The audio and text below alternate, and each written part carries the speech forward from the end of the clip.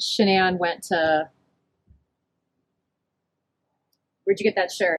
Oh, this is I think she got it off Amazon, but this is my favorite college sports team. Wasn't she just there? She was yeah, just in North Carolina. Yep.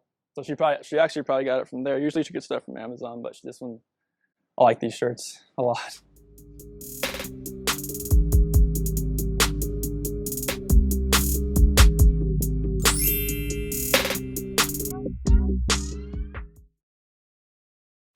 Well, so I was gonna try to stop them before they went in, but that didn't happen, so that's okay.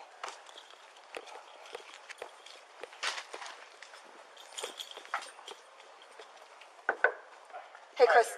So we need to have everybody step out of the house. Okay. Mostly because we don't want the dog to get confused with all the stuff Correct. going on. So you can leave that there. You can leave your camera there. I'll break it up. Okay. I don't want to mess you guys up at all. Because my scent has, yeah. Dispatch level 922. And she's just getting the dog off that duck and Show me in service, please.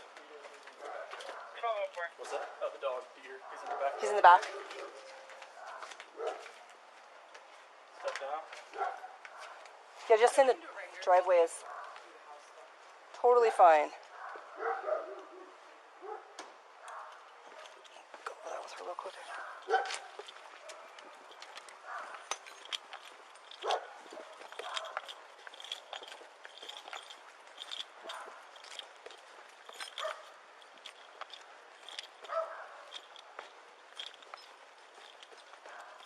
All right, here is my card as well. Okay, thank you. So I had to dig it out. It was very... He will be hysterical for a few minutes till he settles down. That's just the way he's real intense. Okay. But he knows what he's doing. Perfect. So. He looks real calm now, but you Just wait. Brace myself up. Yes, brace yourself. That's what makes him... He's a lab. I would expect nothing less. 4 labs in 38 years. Really? So this will be the 4th one. Wow. And the last one, labs.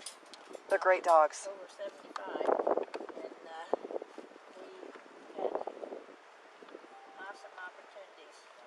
So the good Lord's been good to us. That's great. So I'm going to take this gal out. No, you wait. His name is Cody. No, really.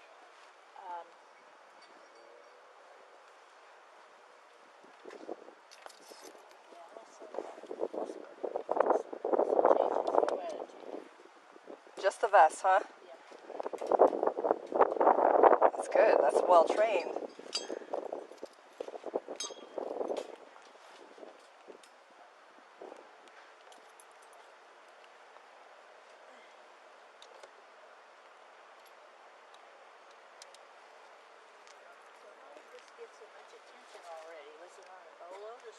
Yeah, it's all over social media. Friends are posting, families posting. I assume people are trying to contact her friends and everything to see if she's... I would assume so. You know, like a lot of times people in domestics will be talking to their best friend about what's going on, and you know, then they can go over there and... Yeah, it's... Do you know what I'm saying? Yeah, I believe that the lady that was out here is a family friend, and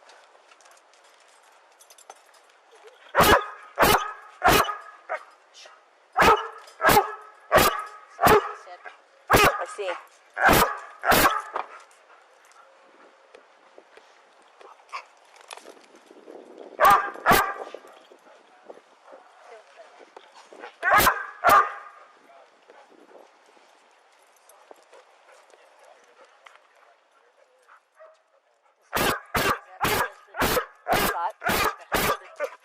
Hi, yes. Is that the husband? Yes. And media. Yeah.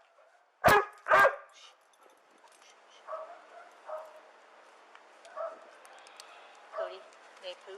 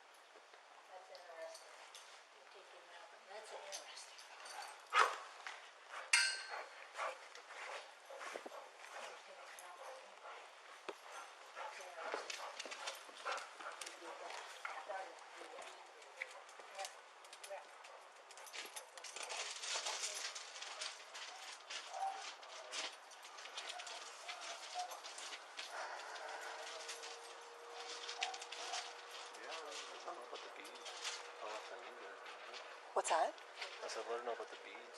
Yeah. Okay. Can't imagine an adult doing that. Brace the right there in the front too. Yeah. Because the carpet's otherwise been vacuumed. I mean, it's, you can see the vacuum marks. Very, very well kept house. Look under the couches so you can see it. Mm-hmm. That's interesting. He never started to do that. Never. These beads, those be of interest to him at all as far as the kiddos go?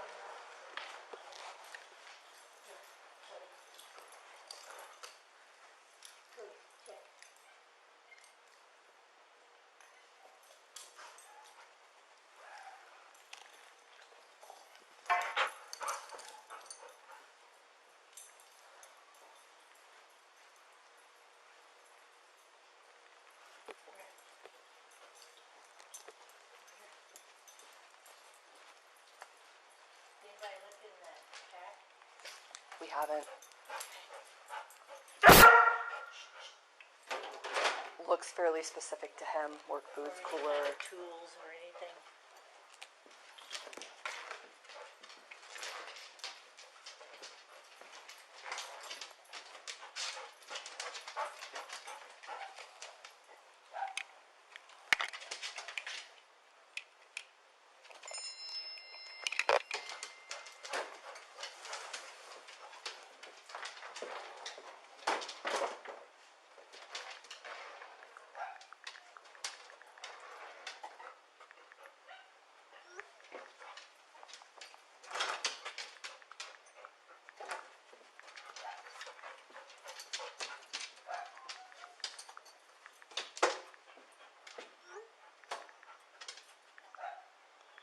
One time I had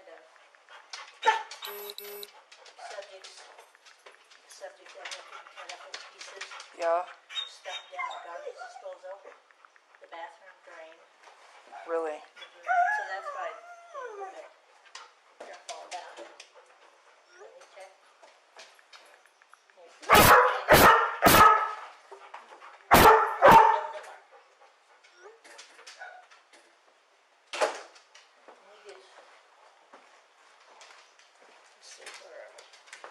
Leave it.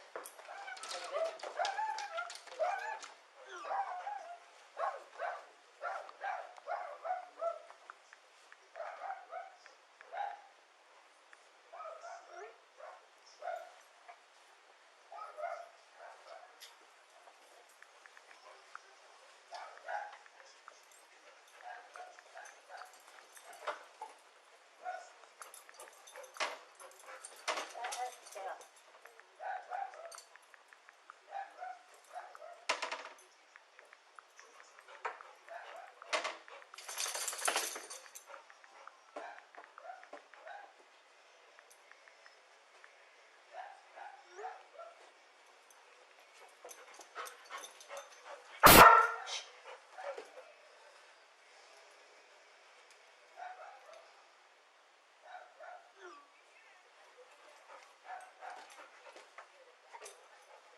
These are great sources of scent from kids.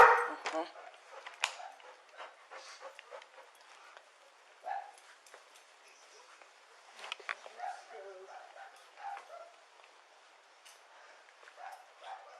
think wife's office. Her shoes were in this back room to the right. Okay. The second one to the right. Here, come here. Cody.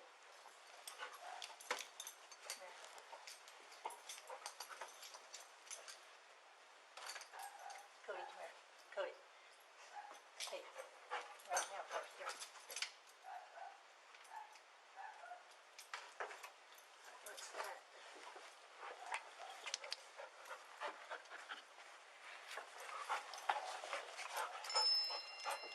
It's pink, whatever it is. Yeah. Could it be diluted? I don't think so. Okay. Doesn't have the right color No, it tint doesn't to it. really, but you just never know. So. Right.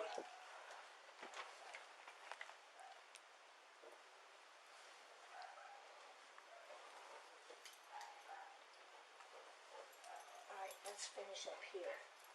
And then we'll go back there. And we'll go downstairs.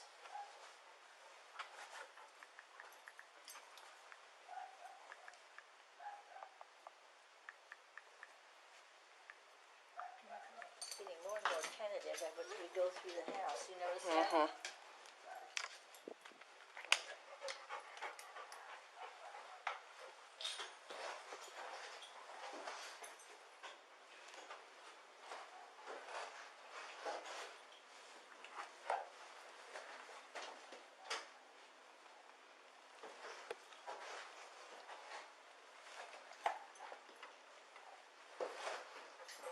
That doesn't necessarily mean, again, it could mean a high intense fight. So it could mean several things because the body chemistry changes Sure. on all that. Oh yeah, absolutely, absolutely.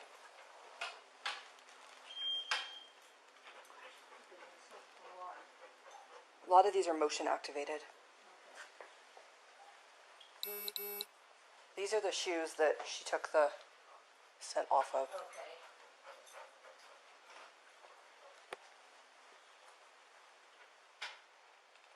That's you.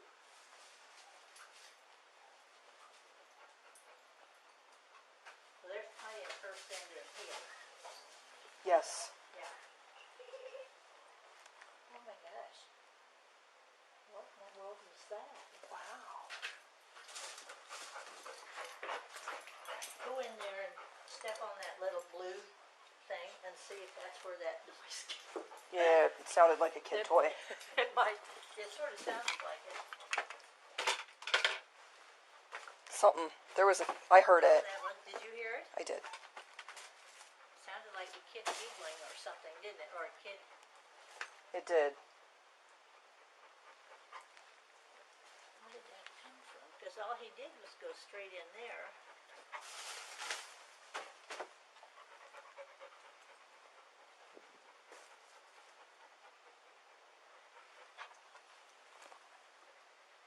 That was strange. Well, we'll make a note of that.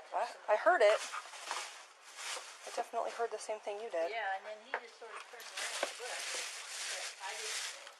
It took me just a second to register.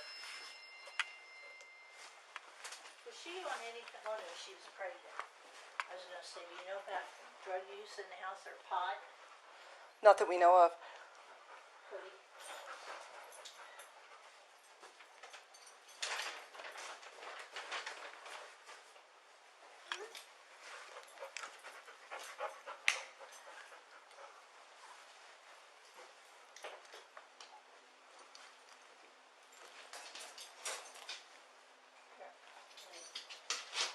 Didn't pay any attention to the fact that that was out. It'll be out here in a minute. Let me finish the house and then I'm going to go out in the garage. And I'm looking for some kind of access to the attic. Probably in the garage would be my guess. Maybe I should finish that then go in the garage. That or upstairs. Oh, there's an upstairs? There's an upstairs, yep. All the bedrooms are upstairs. Well, let's do that. You want to go up first? Yeah. Okay. Where's the upstairs? To the right? Oh, I see it. Okay. What's that? I do, yep. That's where that's at.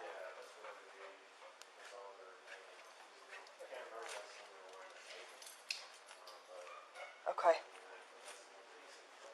Okay.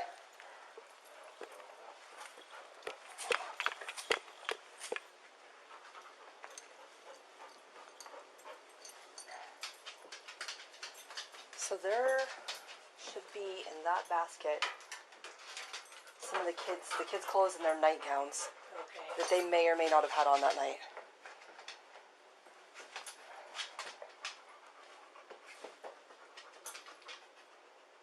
Not me. Just letting. Yeah. Well, you may have carried something, or. It's possible.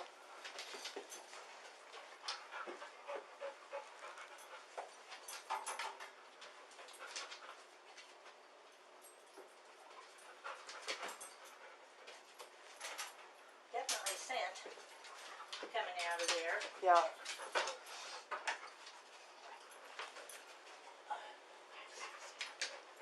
So there's your attic access right there.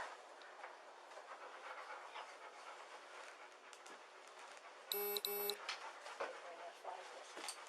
I need to climb up there?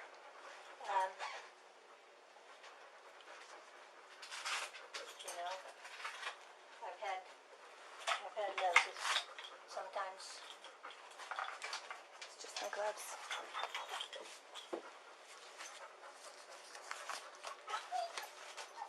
Since this place has been so infinitely clean recently, that's kind of interesting to me, unless that's the way they live.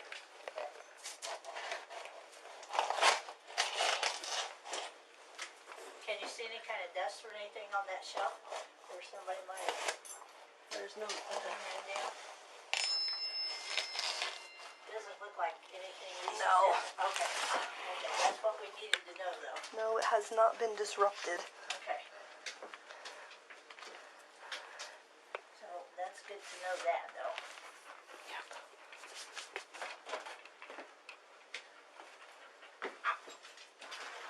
Maybe the bathroom. There's a question in the bathroom.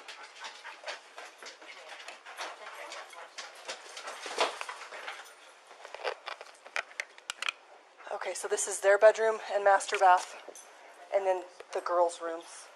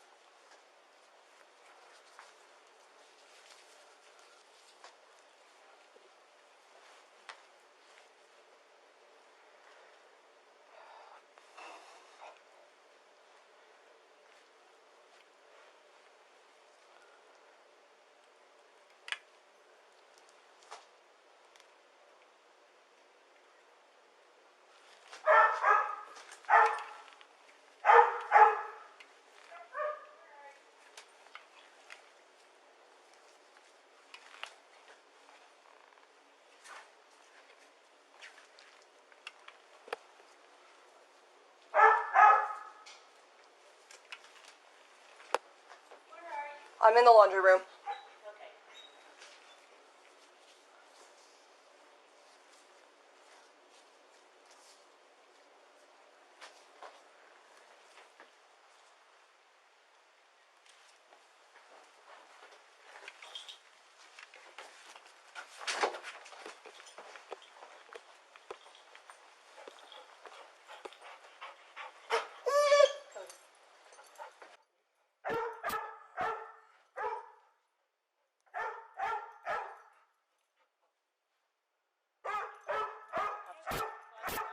What's that?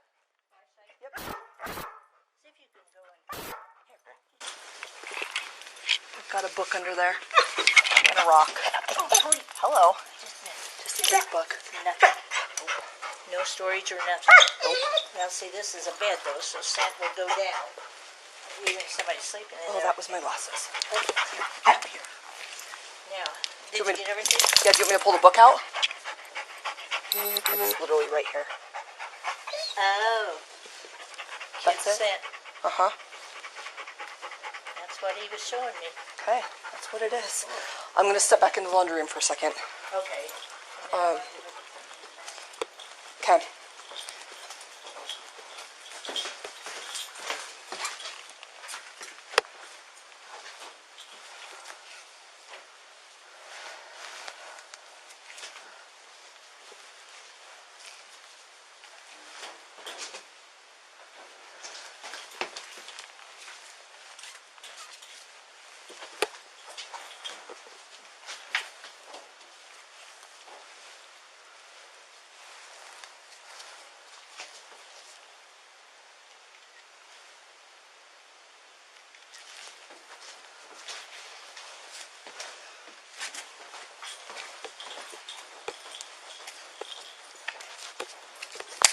Okay. I need to grab some photos. That was a good boyfriend. So he knows the kid's scent already. Perfect. And I showed him. In the stool, in the bottom of the stool, I don't know if it's rust or whatever, but look in the bottom of the stool there. Do you suppose that's rust in deposit or some kind of sediment? It looks like sediment Okay, because there's layers. okay.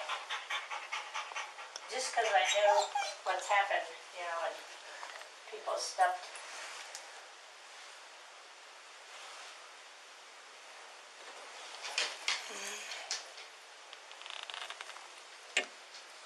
There's no water in this toilet. Oh, really? Nope. None. The toilet's dry. Oh, yes. Uh-huh.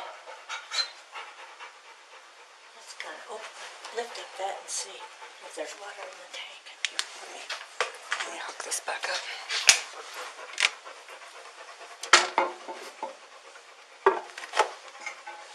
Yep. There's water and... How can that be? That wouldn't be. I'm not sure what that is. Unless they would suck the water out. Not flush it, just dry.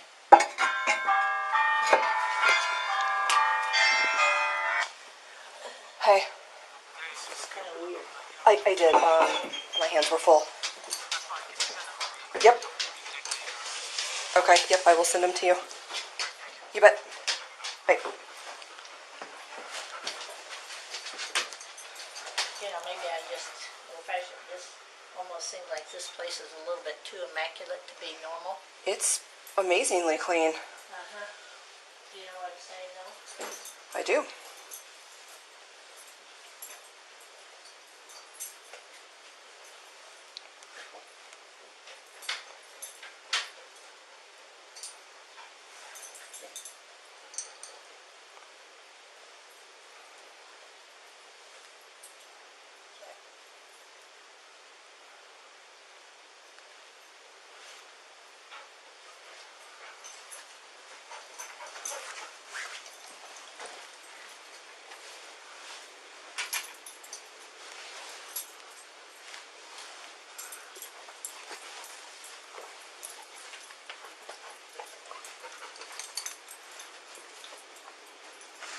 They're using that as like That's kind of weird. bed rails so that she doesn't roll out of the bed. Oh, yeah. Probably the little one. The little one? Yeah. Yep. Good idea, that's. Get that. There's nothing under the bed. Yeah, no, he didn't do like he did. Nope. Nope. So he knows.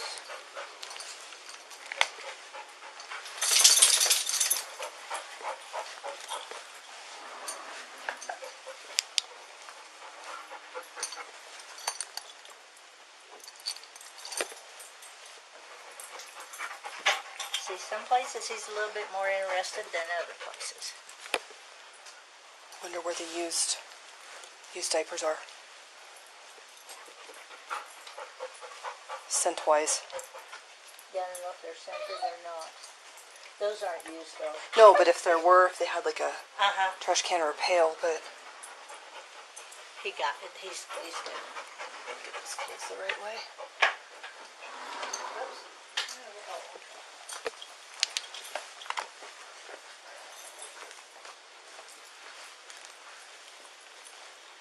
Definitely, some places are more interesting than others to him. Yeah.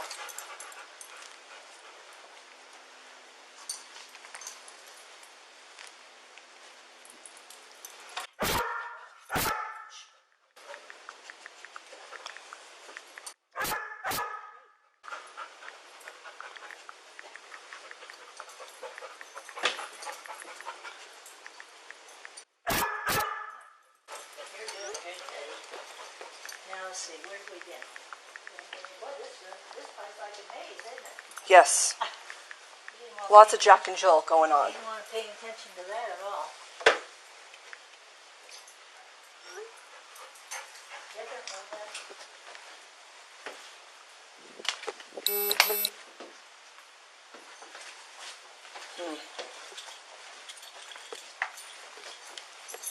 Oh my.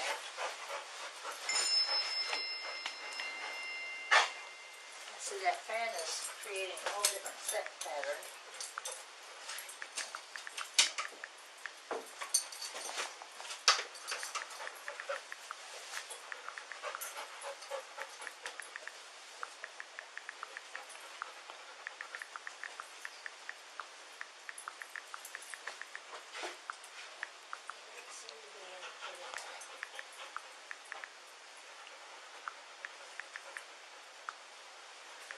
This is clear heat. Okay, you're doing good, Betty. Okay, you're all right. You're doing really good.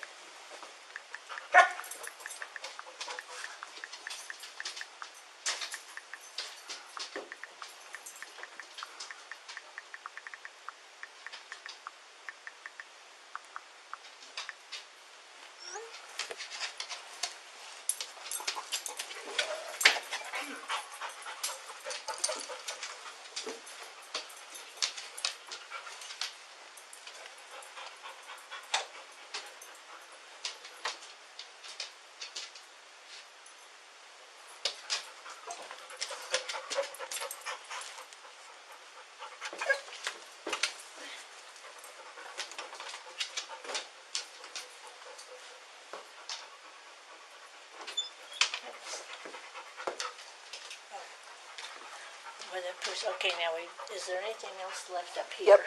I don't know what's in this closet. Husband and wife, room, and the master. And furnace. That panel is open. Yes, it is. Yeah.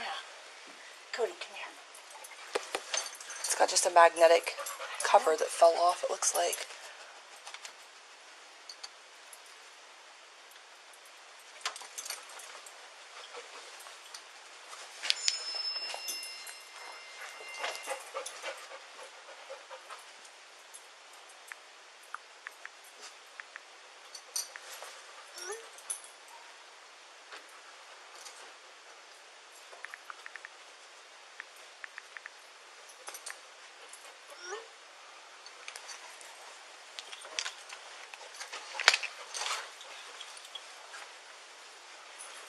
Let's see.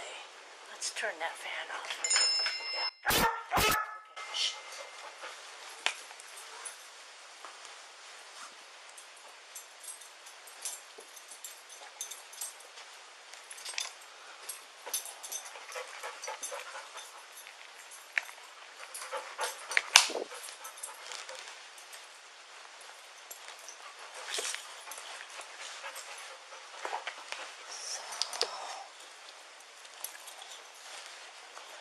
Here's a pair of her shorts. I don't know if they've been touched or moved. Well, I'm more interested in seeing if you can pick up a sign of something that would be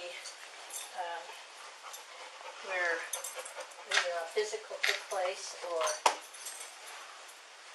remnants of certainly sin all over, but that's what he's supposed to be doing is something that is a trauma scene Okay. is what That's what he does. I'm looking at. More of that. Okay.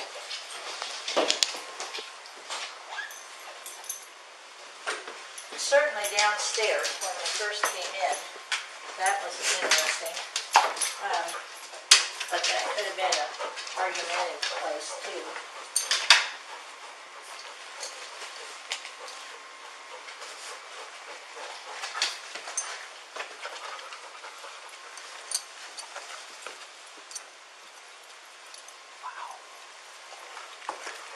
Is it clear? I think it is.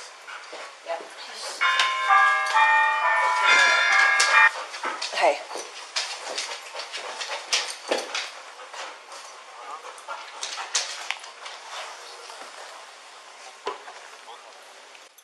That they what?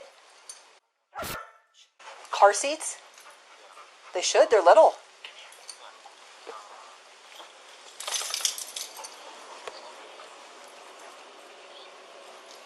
Okay. How do you feel about the car seats in the car in the garage? That needs probably to be the other dogs. This dog is looking for different. I'm right here. Hey, come to the door. Perez, hanging up on you. Perez. Yeah, hang on just a second. That's the other track team. Okay. So this dog's looking more for trauma or heated areas. Those dogs are going to track the scent. So we may be able, yeah, if they're still out there. Have they started yet? No. Yeah. They what? 989. Who was it? Just to be advised, I have an update in your call. RP has possible information for you. Wants contact by phone reference to the call. Copy advised. They're watching that back at the PD anyway. Yeah, so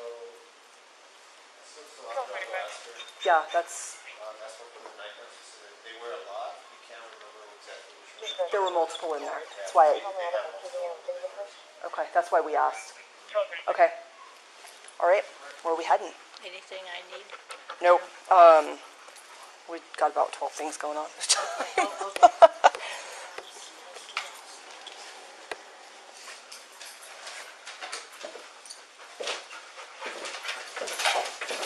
Have Jeff or Katie started yet? They have not. Is it?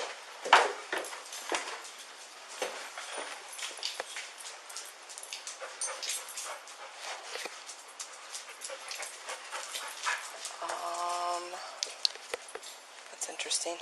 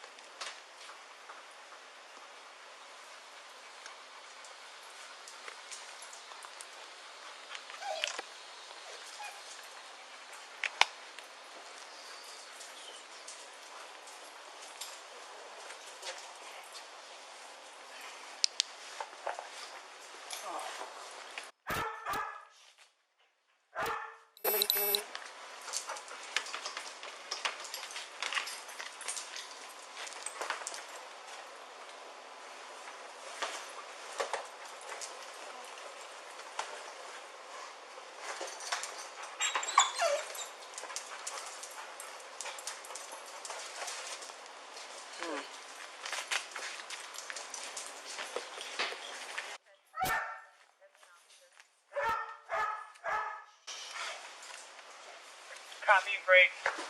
Like an 85 dispatch. 85 and Copy. 12:38.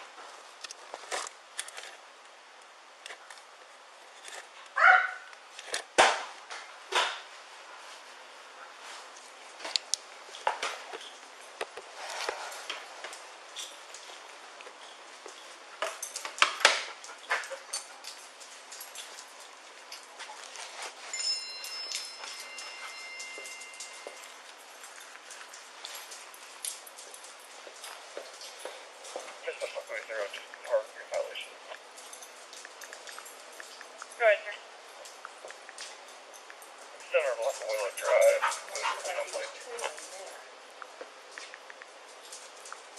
Then there's air currents. 12:39. Here, come over here. First. Because the fan's running in the.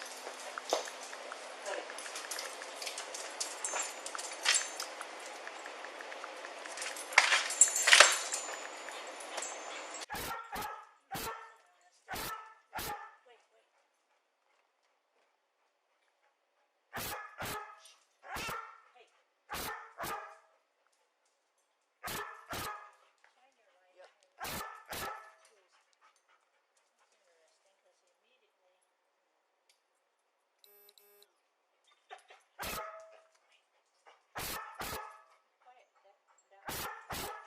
Are you trying to tell me something? I just need a break. Here, check. Something's upsetting up here. Upsetting it here. Yes, that's up 105.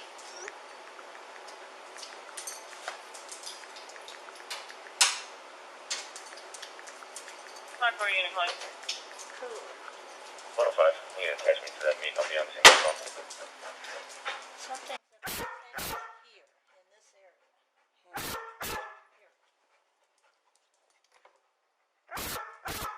Something's upsetting him here. Okay. More no, because see, he's trying to tell me something. Okay, we need to kind of mark that, although this is What's that? the stairs. So we need to mark this area as an area of interest. Okay. Don't know why. See, he's getting pretty. That's of a trauma type. Okay. And it's right by the stairs, and there's a fan running there. So see all of that. It's on Canyon Big House. Maybe on this other side. Either that RP or with LBN trucking wanting to report their tractor trailer missing. It never arrived, and the driver's refusing to deliver, possibly area. Okay, show me on the bike. his nose is down to the ground a 12:41. lot here. Mm-hmm. Notice that? Mm-hmm. It's been up in the air. Here, hey, hey, hey. Calm down, calm down. Okay, I may have. There's some reason. Okay, maybe had.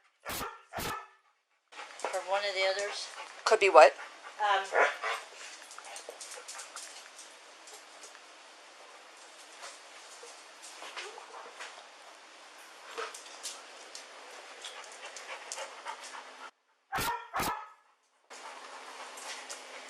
How much of a role will the furnace play on that? Huh? Will the furnace affect any of that? Well, Do I need to shut it off?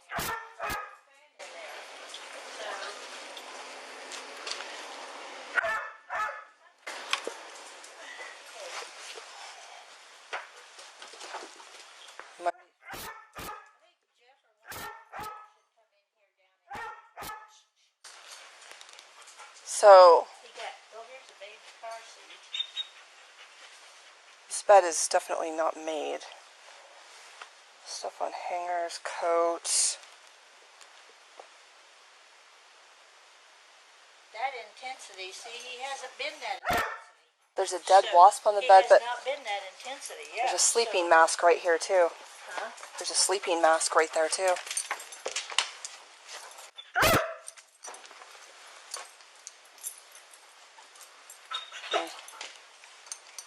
And this has not been cleaned up like everything else. Sure hasn't. So See, this may be her scent. Something has set him off. Well, that's like a night sleep. Is that what it is? Mm-hmm. A night sleep mask. Something has set him off down in this area.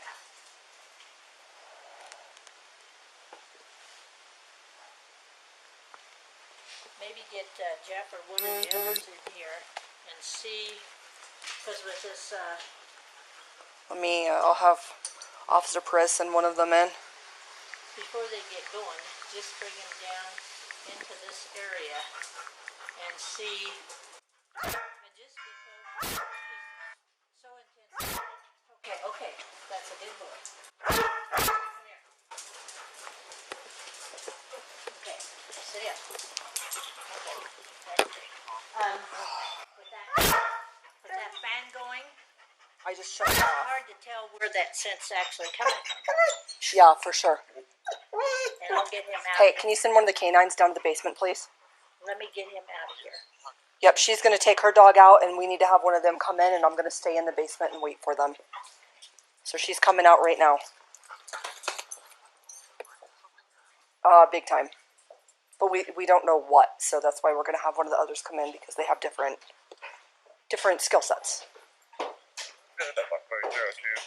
So keep everybody out. She's coming out, and just have another canine come in. All right? Okay. Bye. 800 block of Stagecoach Drive with 408 Ida George Boy.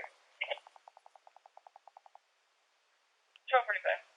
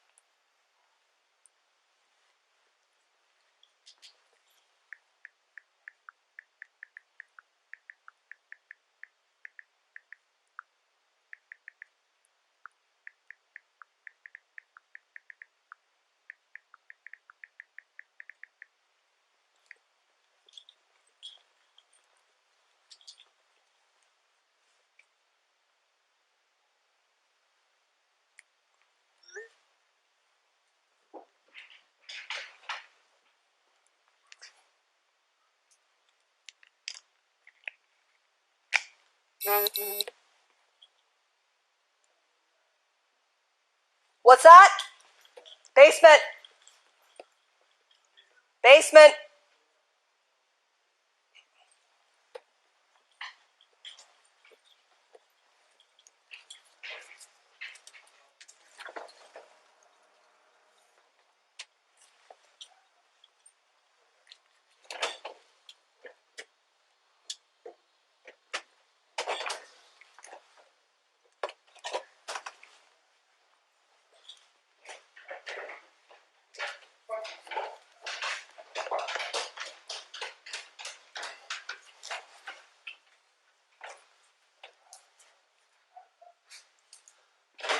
do a search of this Yep. without information from what Yep. Janie did, and Yep. to give you a little bit better information.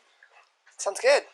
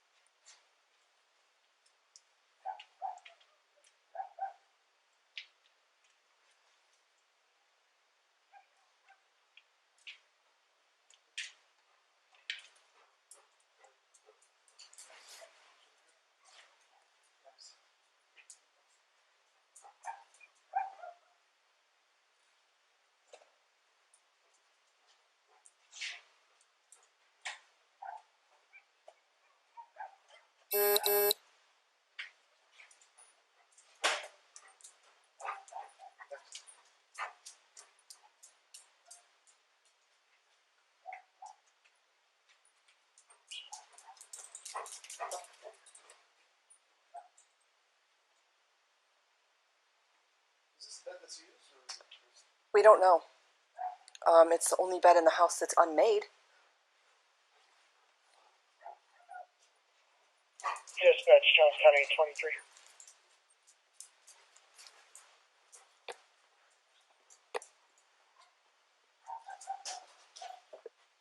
Johnson 832. Correction, Johnson 8233. I'm going to run down to Johnson's Corner and see if I can attempt to find this vehicle that they've lost. Copy, Tony, you're up.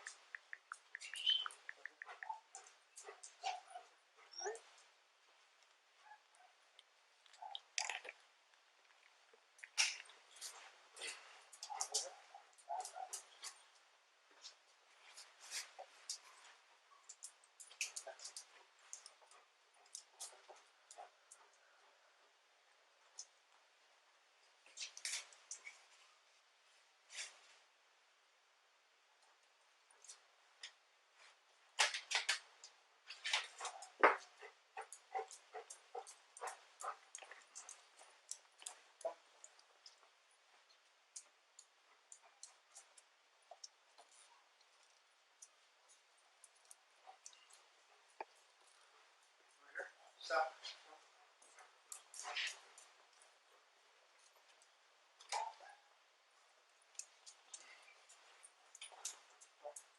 That's not this.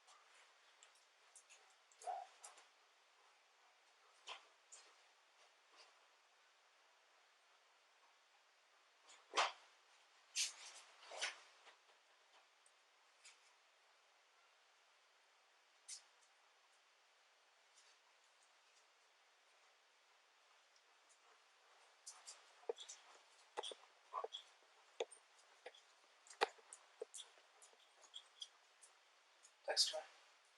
Give me a flashlight. Yeah, I'm just seeing what to use.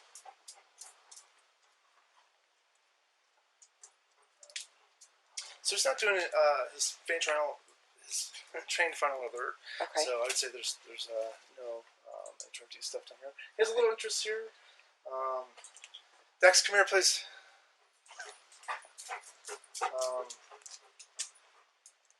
You know, it may be worth looking at this map if things develop. I don't know. It's just kind of had a little bit of. Is this where Janie's dog had interest too? Or? Very good. The opposite side, so bed area, and we actually shut off the furnace just to eliminate that. But it was from the other direction, right where those coolers were. Okay. So a lot of just refocus. So I don't know. 832, can you repeat that? So, if there was Yeah, if you're not tied up on something, body you meet me attack, out in Johnson's Corner. interest. Okay. Sorry. Copy, I'm just finishing up on that out there. Am I good to turn this back on? Yeah. Okay. Okay. Yeah, there was just revisiting right here. And the only thing, and there's a bag of rope and some tie downs and a whole bunch of paint cans. Yeah. So I'm pretty confident it would not be a body or parts. Okay.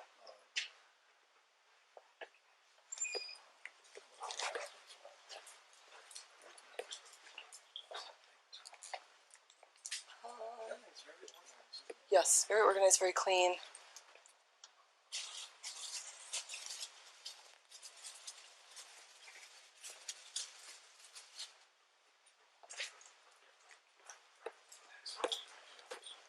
I mean, there's not even dust in the basement. Yeah.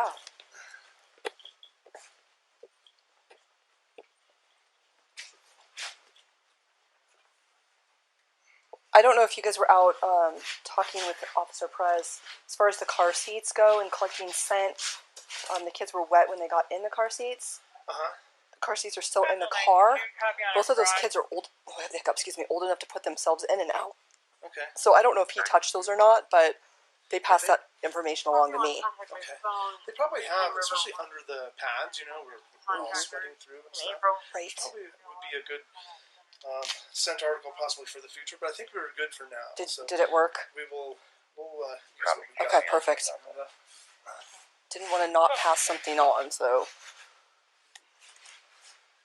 Wow. Dispatch, John County 32. Can you clear me, Robert, from my current call, and I'll be en route to 823's call at Johnson's Corner. Anything else in the house you'd like us to check? Unless your counterparts have shared any information with you, I don't necessarily have anything. Okay. Did she do the garage? She has not done the garage. Oh, let's do that. Okay. Garage should be this way. You can do the garage and the outside.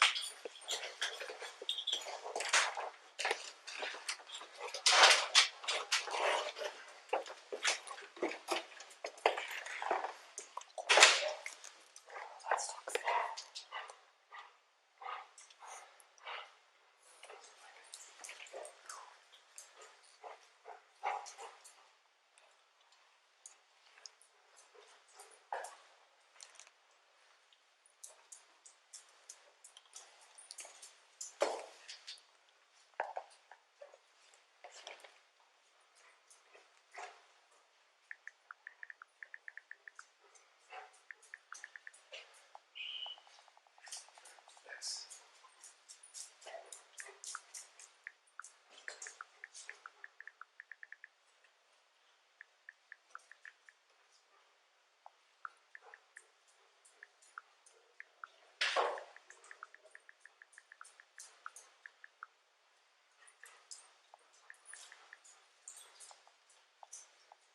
So we figure the house is clear at this point.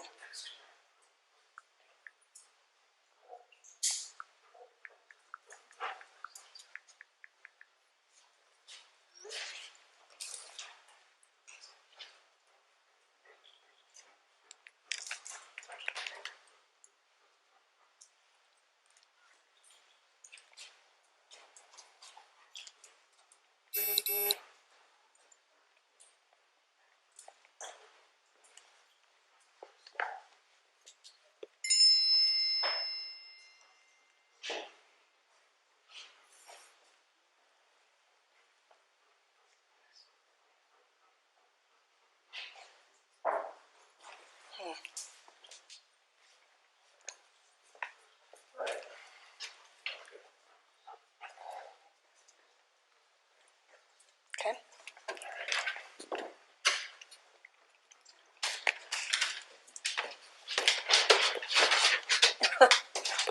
Yep, that's out back.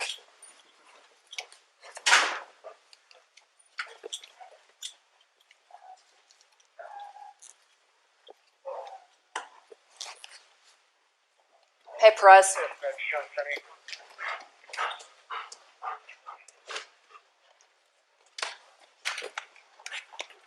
23. Yes, ma'am. Can you change this We're good if you guys want to go back in. stolen vehicle to a check well-being? And Okay. the area of Johnson Corner Temple location. Excuse me. All right, we're done in there. So I'm gonna go double check with the other team, but it doesn't sound like it. But it's something you can intype when you code it. Okay, well, just for clarification, it's not a stolen vehicle because Indiana never entered it. Chris Watts, WATTS. Wow. What's going on right now around your house? Right now, it's got Canine units, the sheriff's department. Everybody's like they're doing their best right now to figure out like if they can get a scent, see where they went. If they went on foot, they went in a car, or they went somewhere. And right now, it's just like they've been on point. They're going through the house trying to get a scent, and hopefully they can pick something up to where it's going to lead to something. What happened? Your wife came home. Tell me what's. She came home from the airport 2 a.m. and I left around 5:15. She was still here, and like about 12:10 in that afternoon, her friend Nicole showed up at the door. Like I had texted Shanann a few times that day, called her, say but she never got back to me. But she wasn't getting back to any of her people as well, and that's what really concerned a lot of people. Is like she's not getting back to her. Like if she doesn't get back to me, that's fine. Like she gets busy during the day. But she didn't get back to her people, which was very concerning. And Nicole called me when she was at the door, and that's when I came home. And then walked in the house, and nothing was vanished. Nothing was here. I mean, she wasn't here. The kids weren't here. Nobody was here. What's your wife's name? Shanann, SHANANN. What's your kids? Bella and Celeste. Spell Celeste. CELESTE. How old are your daughters? 4. Bella's 4. Celeste is 3. And so, how many times did you try calling her?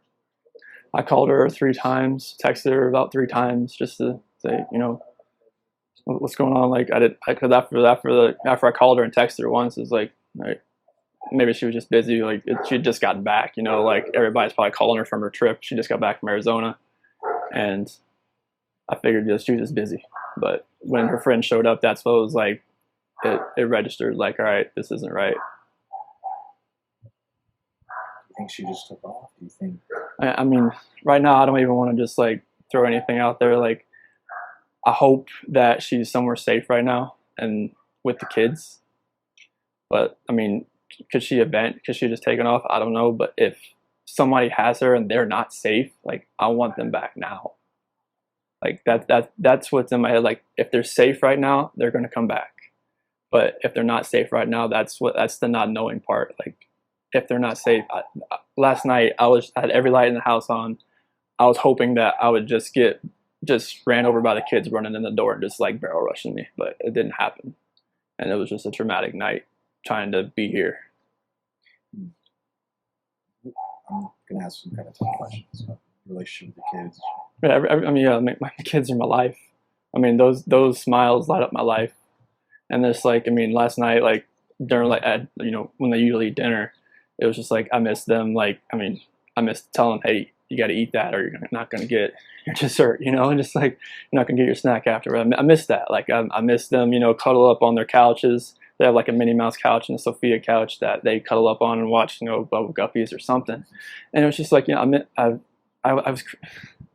was tearing me apart last night, and I needed that. I needed that last night, and for nobody to be here last night and to go into their rooms and know that I wasn't going to turn the rain machines on.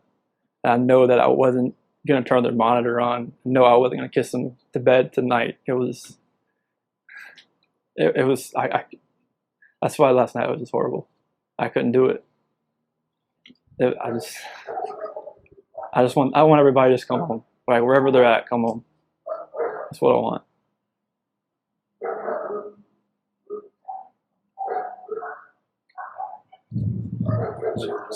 Where was she gone? She was on.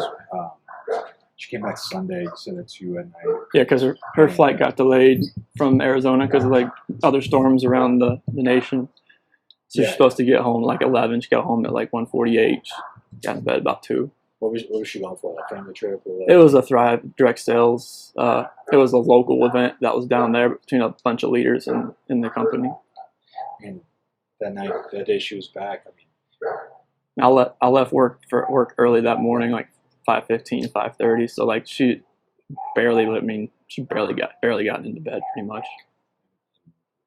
This might be a tough question, but did you guys get into an argument before she left? It wasn't like an argument. We had an emotional conversation, but I'll leave it at that. But I just want them back. I just want them to come back. And if they're not safe right now, that's what's tearing me apart. Because if they are safe, they're coming back. But if they're not, this has got to stop. Like somebody has to come forward. You spoke to her family, like her parents? Yeah, they've been in constant contact, like every hour. I mean, everybody back in North Carolina and the East Coast.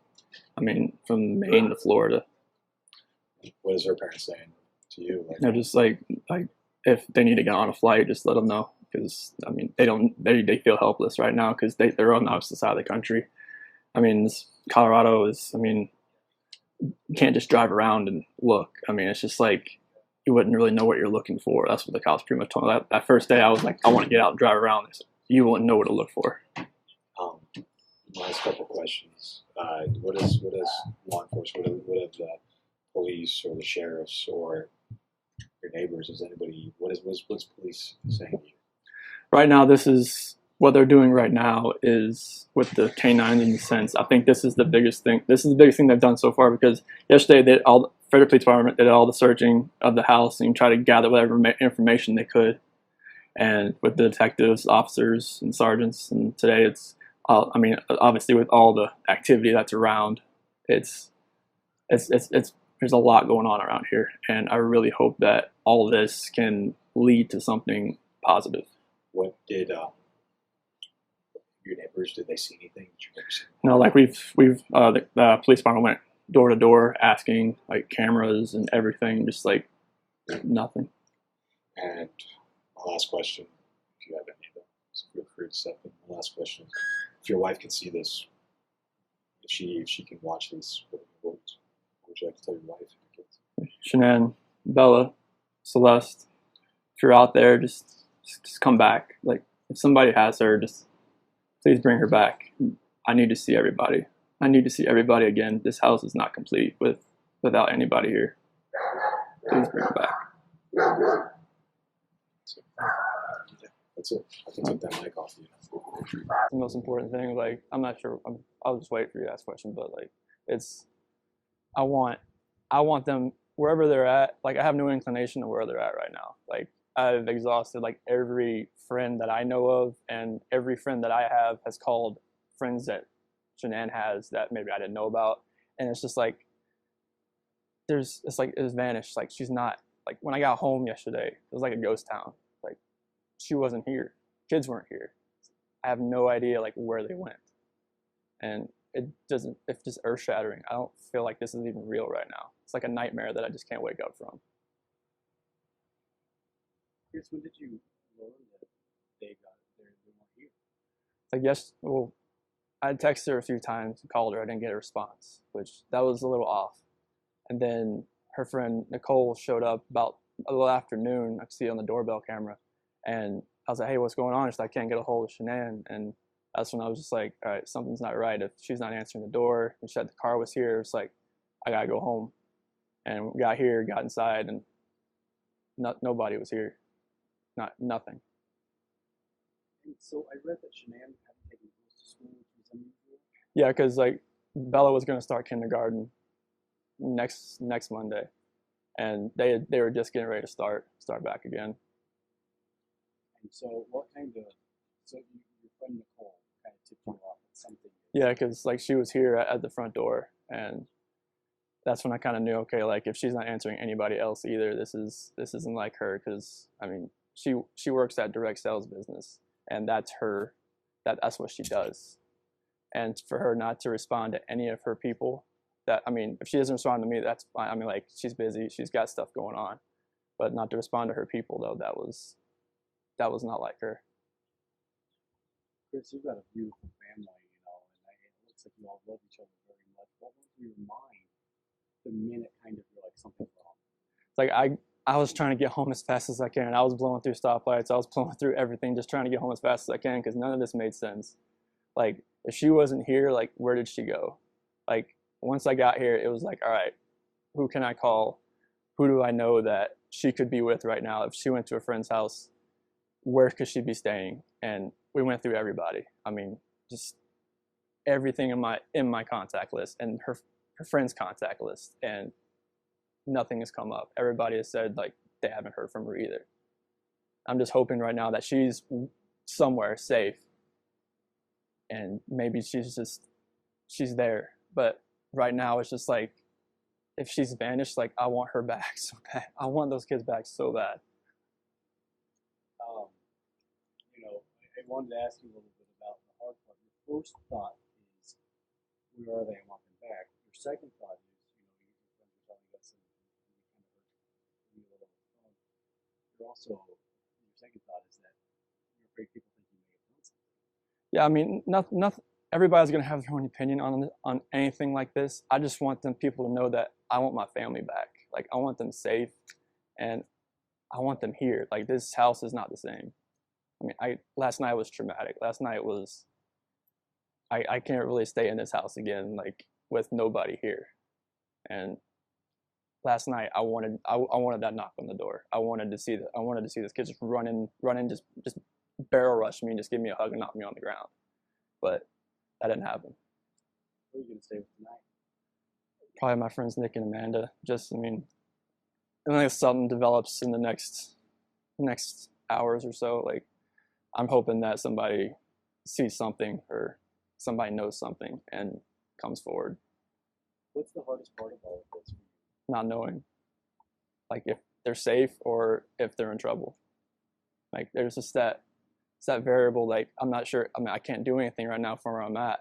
Like, I'm not sure if they're safe somewhere, just huddled up somewhere, or if they're in trouble. And knowing that if they could be in trouble, it's earth-shattering right now, and it doesn't feel like it's real. The weird part of all of this, it sounds like everything's kind of locked up. There's no signs of them leaving the house. No, like, we have camera there. Neighbor has a camera. I mean, everything's checked out. Do you have a camera The doorbell, only right there. The neighbor has one over there. Were all the doors around the house locked? Front door was locked. The garage door was unlocked, but that's normal for, like, when she comes in the house, she leaves it unlocked just so she can come in and out, just in case, you know, to get in the garage door. But the back sliding door was locked as well. So how would she have left the house if she did leave the house? Or anybody? I don't want to put anything out there, like, just suspecting, like, if something, like, somebody pulled in the back, and because we have a driveway back there from the new townhomes, but it's so hard to tell. Like, there's no cameras in the backyard or anything like that, so it's really hard to even suspect anything right now as far as how she could have left, or if someone came picked her up, or if somebody took her. Meanwhile, today's reality, you've got cops there, cops here, cops in your house, Canine units. I've never seen something like this in my lifetime unless it was on TV or a movie, and this doesn't seem real at all. It just seems like I'm living in a nightmare and I can't get out of it. I just want them home so bad. Did you see your kids and your wife whenever, or you had the kids? I forgot. Yeah, I had the kids over the weekend. Did you see your wife when she got home? She got home really late, about 2 a.m. from the airport when she got back from Arizona. Did you wake up and say, No, I saw her when she got in, but it was really quick, just because it was 2 a.m. in the morning. But I saw the kids in the monitor before I left, and that was it. What kind of efforts are happening right now, Chris, to find them? Right now, in Frederick Police Department, they've been on point. With the officers, detectives, sergeants, Canine units here, they're getting sense. So hopefully they can pick up something and kind of go in a direction that will actually lead us to where maybe they're at right now. And Shanann went to. Where'd you get that shirt? Oh, this is I think she got it off Amazon, but this is my favorite college sports team. Wasn't she just there? She was just in North Carolina. Yep. So she actually probably got it from there. Usually she gets stuff from Amazon, but this one, I like these shirts a lot. You guys, you love your describe your little girls to us, and So Celeste, she's just a ball of energy. Call her Rampage, because she's just always, she's got 2 speeds, go or she's sleeping. And she's always a troublemaker. She's always the one like jumping off things, just yelling at you and all kinds of things. And Bella, she's the more calm, cautious, mothering type. And she's more like me. She's more calm. But Celeste has definitely got her mom's personality to where she's always just gung-ho, ready to go. Mm-hmm. Mm-hmm. Is that kind of going through your mind right now too?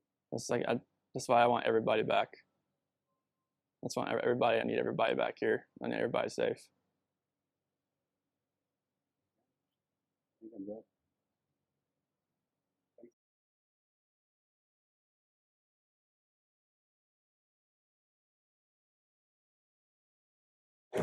Today is August 17th, 2018. The time is 10:51 a.m. This is Agent Kevin Koback from CBI, making a phone call to witness in the Watts matter. Nicole Lee Kessinger at 720-656-9605. Nicole texted me last night and said that she recalled some further information after an interview with her on the 16th. So the phone call will be to update whatever information she wants to provide and address a couple other issues that were not addressed during the initial interview.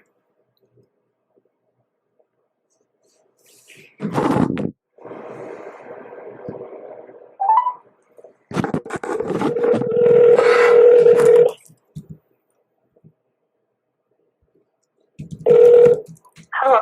Hi, Nikki. It's Kevin. Hi. How are you? Sorry for the delay. I got stuck in a meeting, obviously. Couldn't walk out. So I apologize for taking so long to get back to you. It's okay. You at least got a couple hours of sleep last night? Yes. You sound a little bit better than yesterday. I feel a little bit better. Not much, but I feel like sitting down and just talking about all of that with everybody is like, it's helping. Good. Well, I think just keep that up. And again, if you need if I can put you in touch with somebody from a victim advocate to whatever I can help you with, just call and ask. Okay. Okay. I'm going to need you to do that once we're done talking. Okay, sure. I can get somebody in touch with you today. And you don't need to tell me about anything. We talked about that yesterday, but it might be something good for you to do, and I can make that happen today. Thank you. You're welcome. So what you texted me about 2 a.m. and said that you remembered some other information. What did you remember?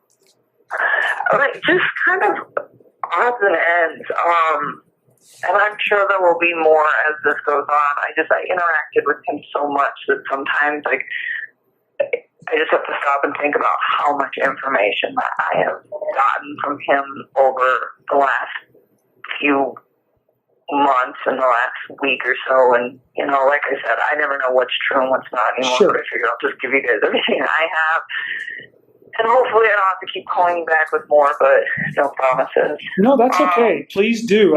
Like I told you yesterday, anything that comes to mind that you think is important, I'd like to know. Because you know him better than anybody probably over the last 6 to 8 weeks. So that's anything that he said to you or anything that stands out to you as you're reflecting on all this kind of mess here is important for me to know. Understood. Couple things. So one, I went back and I tried to find whatever text you were talking about between my friend Charlotte and me with the eHarmony thing, and I don't know what you're talking about. Okay. If you I mean, her and I text so much though. So if you find it and you show it to me, let me know. But it's just I was on that site, but it was never worth a damn for me. Sure. So it wasn't really something that I ever like discussed with her. However, when I was going back through there, I did realize that I had like offhandedly mentioned to her a little bit about Chris. I didn't tell her that I was like how deep the rabbit hole went on that, I guess you could say, but it was kind of vague, and she was asking a lot of questions at that point, but it was just like, oh, you know what? I did say something to her. You guys, I think I just looked at the messages, and there was some like little bit of conversation regarding, yeah, he's got kids. There was some conversations about some sexual related stuff, and that was about it. Does that sound right? Yeah, that's it. But I mean, I did mention it to her, and honestly, we've talked since then, and I haven't even mentioned him, and that girl's so wrapped up in everything that's going on in her life. Like, I don't even think she realizes what's going on in the news. Okay. I don't even think she's going to connect the dots. Like, I would be surprised. Like, I honestly am convinced that if I don't say a word about it, I bet you she won't even bring him up. Okay. And even if she did, if I was just like, yeah, he's not around anymore in my life, like, I don't even think... I'm not concerned about her. Okay. Yeah, and the only concern I had there is there seemed like there was some conversation about a boyfriend, and it doesn't seem like, so you were actually talking to her about Chris, not a boyfriend. Yeah, I went back through those texts. I'm like, what is he talking about? I don't see anything about eHarmony. I mean, and if it's in there, maybe it is, and I just missed it. But okay. It's like, no, I don't know. It's not all that important. It's not all that important. So we can move past that. What else? On Monday night, so a couple things. I told you he had like texted me, and then at the end of the night, he had called, or I called. I think he called me, but either way, we were on the phone with each other.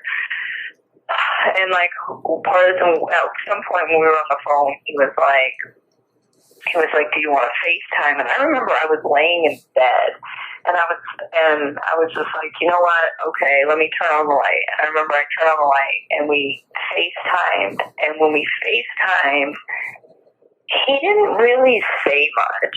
Like, it was almost kind of awkward. I don't even know why I didn't think of this earlier, but it was very short too. It was super brief. And like, I remember what's short? Like, what is short? Like a couple of minutes or 30 minutes? Oh, no, I bet it was only probably like less than 5 minutes. I think it was only like a couple of minutes. Okay. And I think we were like talking a little bit, but he was laying down on a mattress that didn't have any sheets on it. And,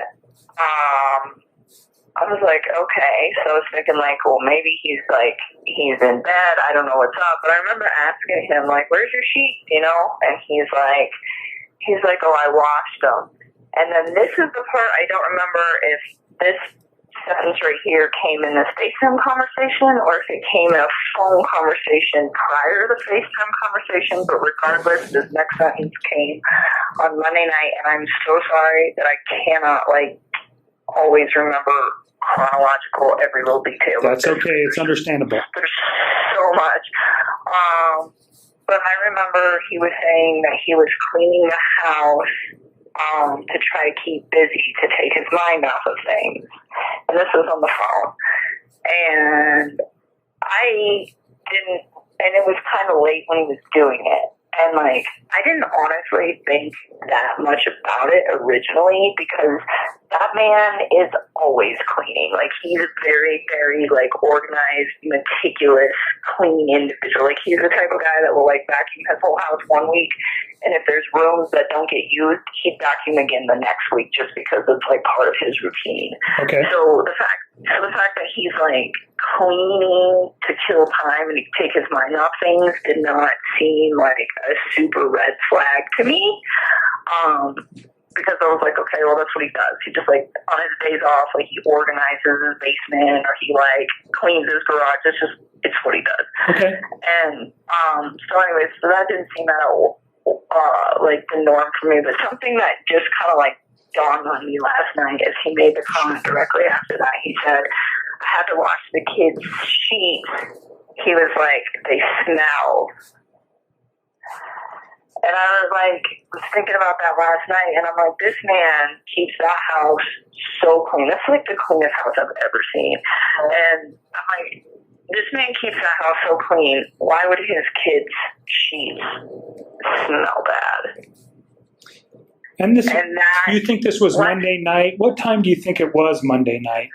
Oh God, I don't even know. I almost wish you guys would show me my phone So records. I'm gonna read off your phone calls for Monday and Tuesday, starting. No, it's on Monday. Okay, just so tell me on Monday night. Monday night, you guys had. We talked about a phone call yesterday, but you guys had a phone call Monday night. It looks like he called you. It was 48 minutes and 57 seconds. It was at 9:48 p.m. that he called you. So that would take us to about 10:35. And then there's another call on Monday. It's for 51 minutes and 25 seconds. It looks like, I'm not sure looking at this who called who, but it looks like you called him. And that was at 11:09 p.m. That lasted 51 minutes. So that takes us to midnight. And then there's another phone call where he calls you. So we're now into midnight, Tuesday morning. It's a 30-minute phone call that lasts until 12:38 a.m. And then after 12:38 a.m., there's a 2-minute and 44-second phone call that that starts at 1:12 a.m. It's 2 minutes and 44 seconds.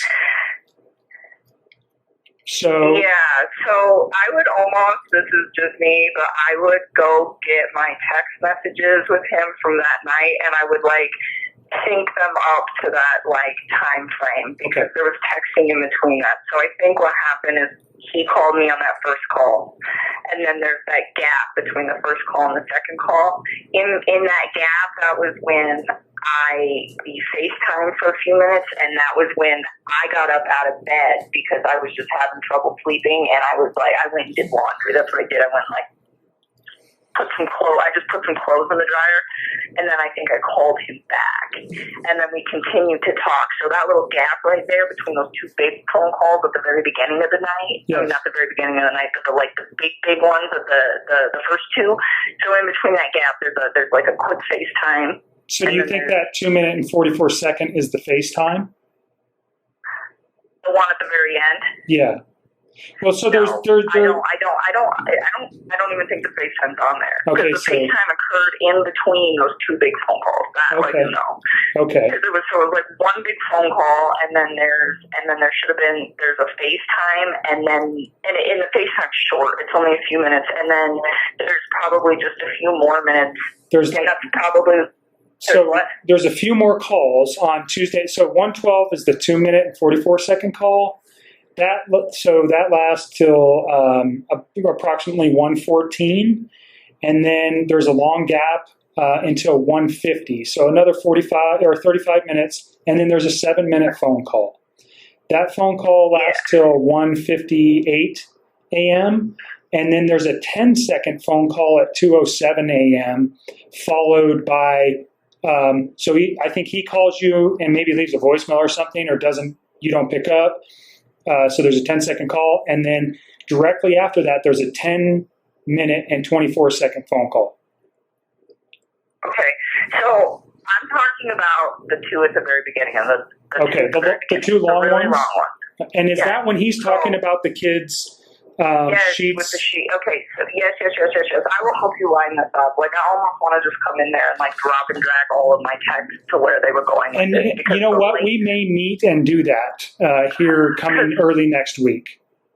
Yeah, well, all those phone calls at the very end of the night, that was me freaking out. If you look at my text, a lot of that was I can't sleep, I'm really scared, where's your family? That was me freaking out, and him calling to try to reassure me, or me calling him please talk to me, I'm super scared, where's your family? Those little ones at the very end of the night are me not being able to sleep and trying to get him to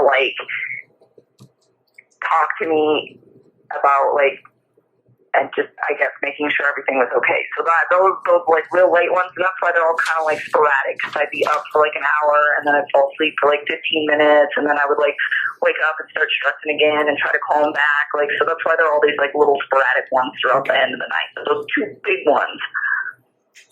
So yesterday we talked about Tuesday was mainly text messages regarding your confrontation about his wife being pregnant. Yeah. Is that accurate?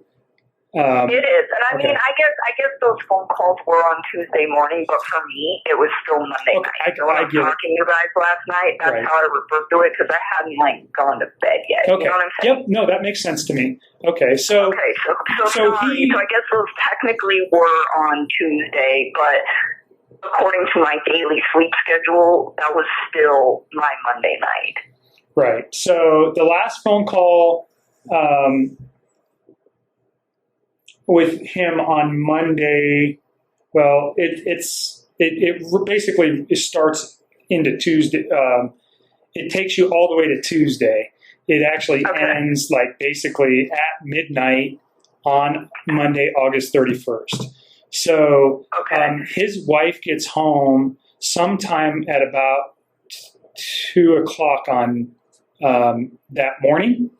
So no, she got home on Sunday. Pardon me, Sunday. She got home on Sunday. So did you ever talk to him late on Sunday night?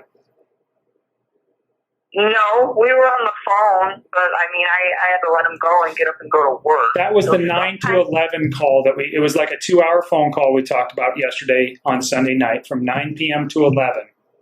And that would have been the last time that I talked to him until the work day on Monday. And that's when he texted you at like 3:45.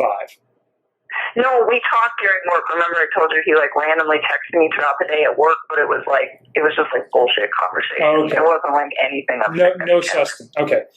So the most important thing that you've said here is this Monday night phone call, he doesn't have any sheets on the bed, and he said his children's sheets were smelly. They smell. Okay. Yeah, so let's get back to that, because I feel like you and me are kind of getting off track. Yep. So go to that first long phone call on Monday night was, I think, when he told me that. I don't think he told me that in the FaceTime text. I mean, in the FaceTime conversation. I think he told me that in the first conversation, where he was like, their sheets smell. And I remember thinking to myself, like, why? Like, you keep such a clean house. Like, why would your kids' sheets stink? And like, it just didn't really click. Did you confront him? Why they? Did you confront him why the sheets smelled, or did you inquire why? No, I didn't even ask. Do you know his? I mean, his children were quite young, and I think one of them was still in diapers. Would have that been a potential reason? You know, that one of them had an accident, or did it seem like that's not what he was talking about? I don't know. I mean, he didn't elaborate. Okay. He was just like, I mean, like I said, he always cleans the house, but even if his kids were to be in diapers and like have accidents, like, I just feel like the man keeps his house so clean, and she does too. They both must have to like coexist in a house that clean. But like, I just don't see anything in the house like smelling. Okay. All right. So that was why I brought that up, because I was like, whoa. Okay. Very important. Thanks for remembering that.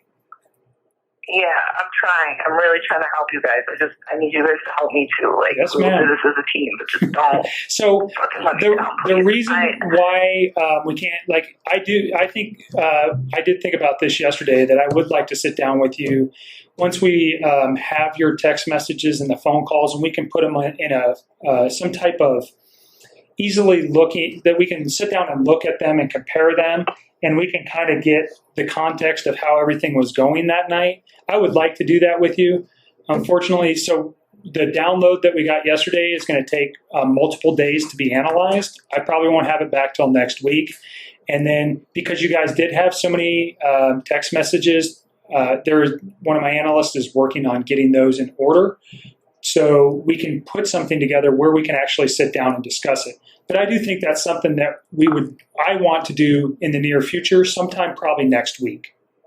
I mean, I can do that. I don't mind giving you guys my time. I just need you guys to like help me with my employer and try to just help me brace for this media thing and just try. So I think your personal mental health is the number one issue. So let me help you with that and get a victim advocate to call you. and you can address questions of employment with them. I think they're better suited to answer those questions than I am. So I would ask you to direct questions to them. If they can't answer them, I'll try to help you as best as I can. I think you have a personal decision to make on what you want to do with your employer. I think you're kind of backed into a corner, and you are going to. It's a tough decision. Do you want to inform them of what was going on? But I will tell you that I think that when they started looking at information for us, and I clarified this morning because I didn't do some of the work on this, but there was either text messages or emails between you and Chris that were on company-related phones or on company-related computers that they were privileged to look at. So they already know about you. Okay, so yeah, I don't know if I'm going to keep my job. I hope they don't fire me for that. I mean, technically, I'm not an APC employee, and he is, and it was his phone and not mine. So, well, I don't think that's fire.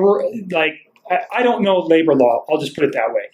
I think that whatever. I mean, people have relationships at work, and you guys were smart enough to stop the stuff. However, you guys did it. Is it an unusual circumstance that two people who got together at their place of employment, this terrible tragedy happened? Yes. Do I think that they are going to do anything to you? I don't think so. I mean, if you read the paper today, you saw they already fired Chris.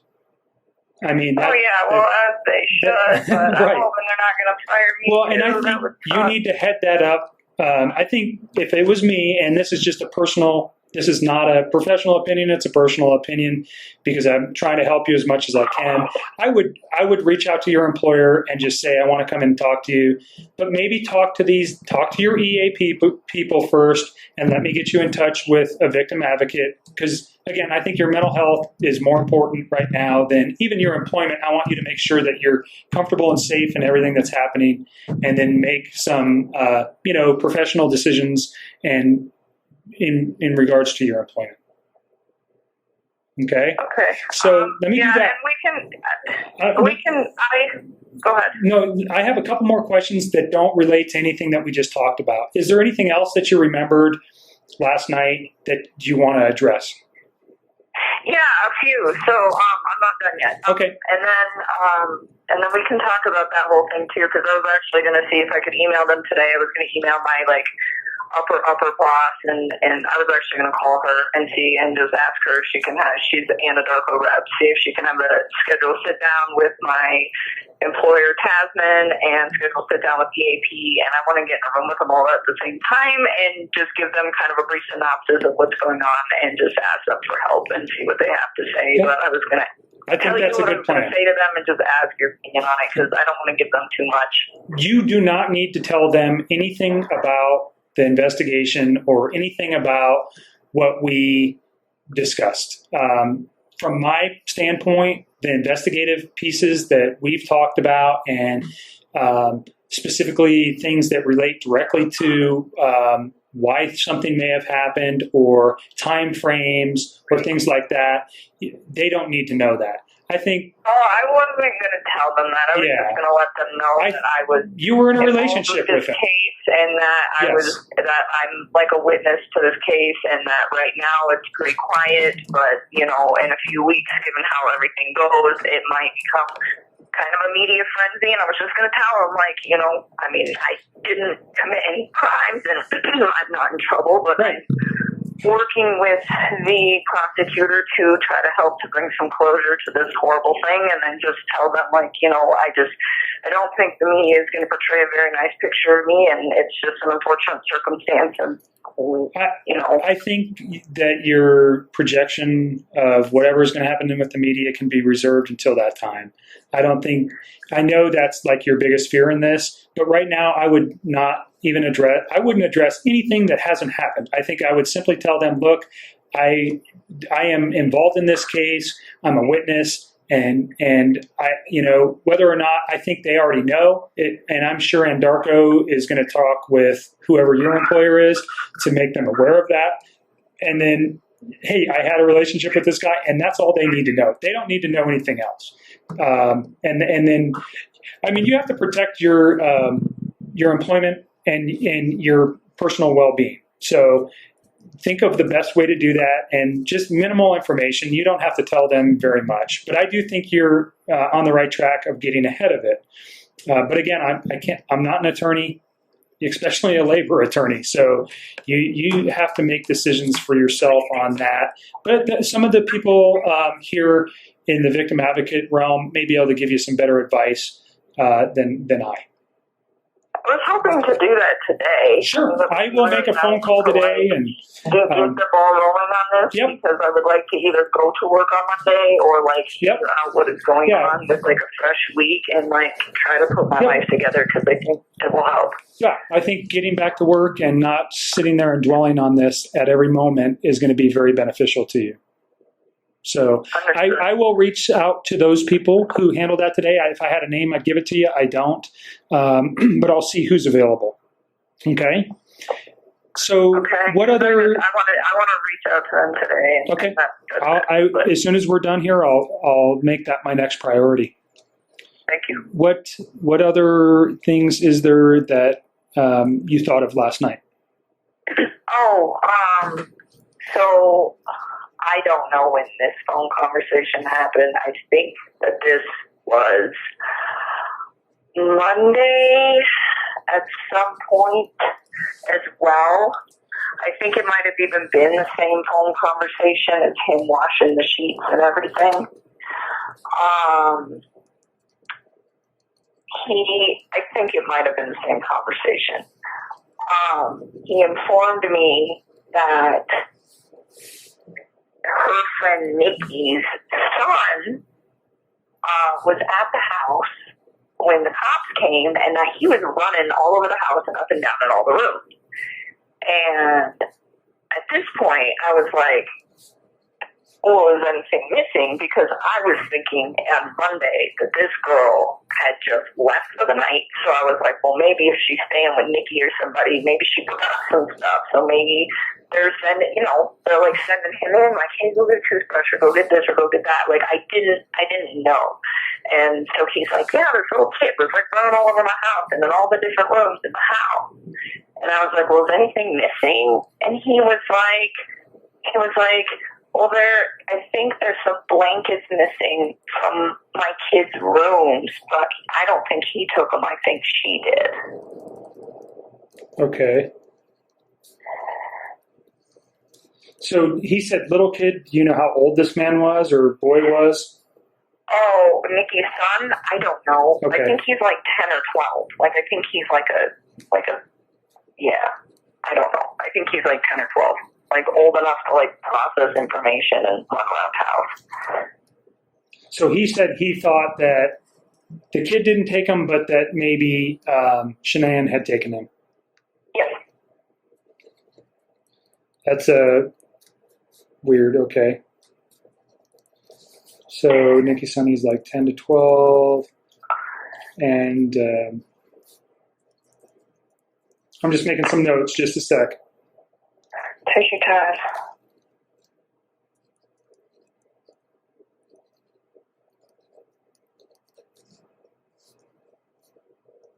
Okay.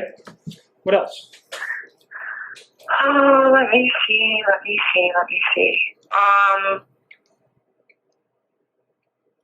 I don't know. I feel like I had a list in my head and I almost wrote it down. But I don't want to put it on paper. How about this? And I was going to mention this last night, but I think both of us were pretty tired, and we were there for a long time yesterday. So if you have a thought, keep a notepad and a pen and paper with you and write it down, and then that way you don't lose it.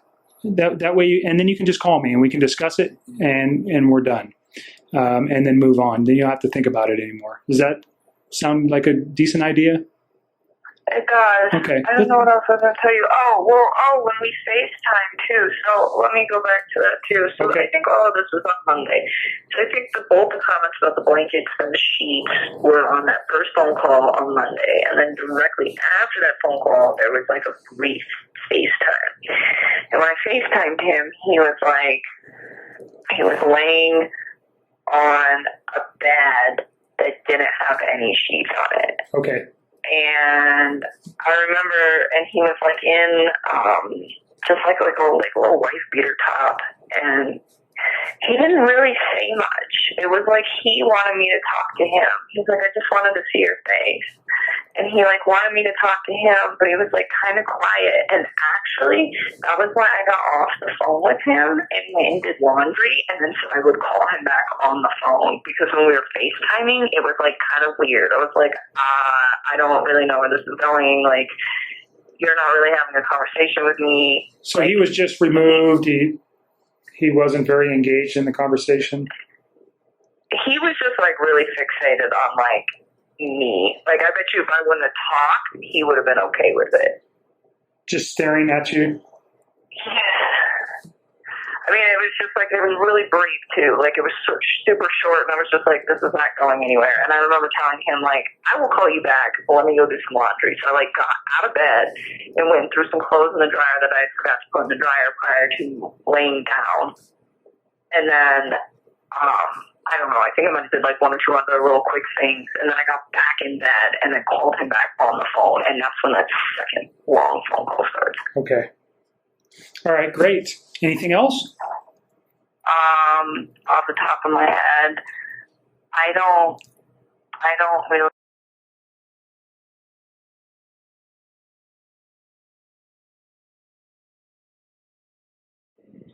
Hello? Hi, is this Sam? It is? Hi, Sam. It's Officer James Frederick PD. How are you? I'm well. How are you? Good. We're looking for Shannon, as I'm sure you've heard. Yeah, I've been glued to my phone and talking to everybody as much as I can. Okay. I was just wondering if you had any information you could pass on to us that you think may be helpful or something like that. Do you live in Colorado? Yeah. I don't. I live in Maryland. Okay. But we work together, and we're friends. We talk. That everything is. Nothing makes sense to me. Okay. When was the last time you talked to her? Actually, I haven't talked to her since July 18th. And that was via text. But, before that, we talked a lot. She was really close with my best friend, though, Addie. I just tried calling Addie, and her phone went straight to voicemail. Where does Addie live? Addie lives here near me in Maryland, down the road from me. She's on a plane right now. She lands in about 2 hours and 45 minutes. Where's she going? She's coming home. Oh, to Maryland? She was with Shanann in Arizona. How do you say her name? Cindy. Say it again? Shanann. Shanann, okay. Sorry. Yeah. That's okay. Everybody says it wrong. She was with her in Arizona? Yep. So was Cindy Durosset. Do you have her phone number too? I don't. I'm going to give that to you before we get off. Okay. We had a training out there, and so Shanann is part of my team, and Addie is part of my team, and so Addie is her leader, and I'm theirs, kind of, I guess. Okay. They went out there and did a training, and we're out there this weekend, and I know that Nikki dropped her off this morning. Is that how you guys know each other? Through Lavelle, yeah. Okay. Yep. We became really close, too. I mean, I've been to Colorado to their home, and, I know Chris. We've been on lots of trips and getaways to Mexico and New Orleans, all kinds of places in our company. We've earned through the company. Okay. So I guess knowing her, so much of this does not make sense to me. She's a very meticulous person. She's very routine. Nothing's ever off. Okay. So like when just talking to the girls, Addie and them telling me that, like Chris pulled the truck up to the garage at 5-something in the morning. For me, that's very weird because that her daughter's bedroom's above the garage. She would never have wanted her to be woken up, the dog to bark, stuff like that. Right. She's somebody who would have a phone, her purse, her everything. Like, she would never leave her kid's medicine. Like, she had a doctor's appointment this morning. Like, this is not her. This is not, I mean, I don't know. Has she expressed anything to you when you last talked to her, or recently in the last few months? Not to me, but definitely to Addie. And I'm not sure about Cindy, but I think Cindy as well. Okay. I'm in a group text with Cindy and Addie right now. They're both my best friends, and we're really having a hard time figuring this out. Right. Well, if you would let Addie know. Yeah, I do know one thing. Okay, go ahead. That, I mean, I'm telling you what Addie has been telling me, because I know you can't reach her right now, but you'll hear this from her. That I know she and Chris expressed he didn't want the baby, and in the last 4 weeks, weird things were happening. Like, I know Chris to be a great father, a great husband, very involved. You know, he does the laundry, he cooks, he takes care of the kids, he helps her, and he's so helpful, like more than any man I've ever known. And in the last 4 weeks, Addie told me, everyone's kind of, not everyone, but those that know are saying that things have happened and weird things with him that aren't like him. Like, did she have examples? Yeah, for instance, even, well, I have the video of, you know, her telling him that they were pregnant and how happy he was, and he cried, you know, and then for him to say now that he wants a separation and he didn't want the baby, from what Addie told me, you know, those are strange things to us. And then I think it was Saturday night, he went to a baseball game with his buddies, and then he said he went and got, he told Shanann, he went and got dinner and a beer, and he told her he had a salmon and a beer, like salmon dinner and beer. And she found it weird that, like, the bill, when she looked at the bank statement or whatever, came to like $60-something, which seemed like a lot. Right. So when I told Addie, I talked to Nikki and I talked to Addie today about that, because like the first thing, obviously I have my own gut feelings and stuff, and I'm thinking, well, maybe he's cheating. And I said, what was the name of the restaurant?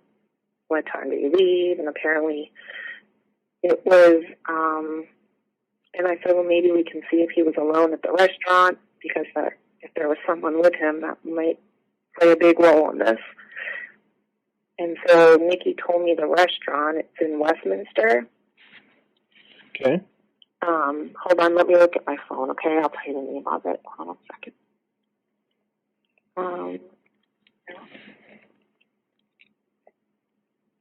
Put it down here.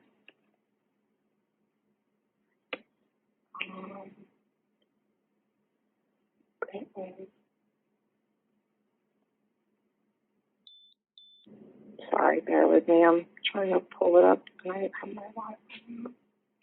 Oh, I think she told me that it was the Rusty Bucket. The Rusty Bucket. Okay. And Nikki said something about, I can't recall the time exactly, but apparently, like, she said something like it looked as if you, like, paid at 8-something at night, but then I guess the babysitter's saying, like, you didn't get home till 2 hours later, maybe. So that right there has just really been on my mind, and I don't know about that. But I keep on thinking. Was it the Rockies game that he went to? Yeah. Colorado Rockies? Yeah, I think so. Yeah, baseball. On Saturday night. Okay. And then But yeah, the bill seemed kind of high to have a beer and a salmon dinner.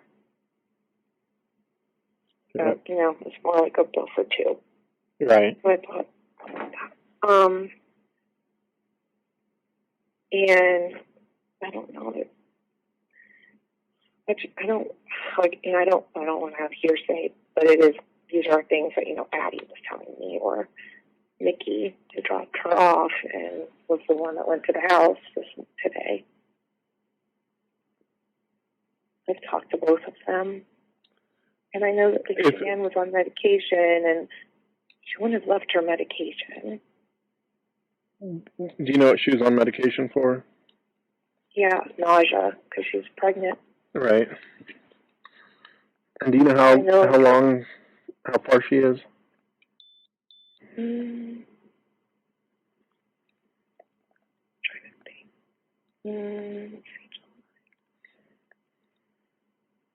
Maybe 4 months.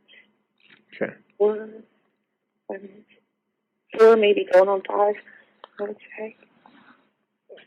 Well, you said Addie lands in 2.5 hours or so? Yeah, I was just talking to her. She said, I don't get into BWI till 3. You can text her if you're able to, but she definitely can text because she has Wi-Fi, and we were talking as soon as you called me. No, I'm trying to. It's almost 10 o'clock here. It's 11:42 here. So yeah, I'll give you a phone number. Okay, hold on a second. And then I also want to give you Cindy's phone number too. Okay.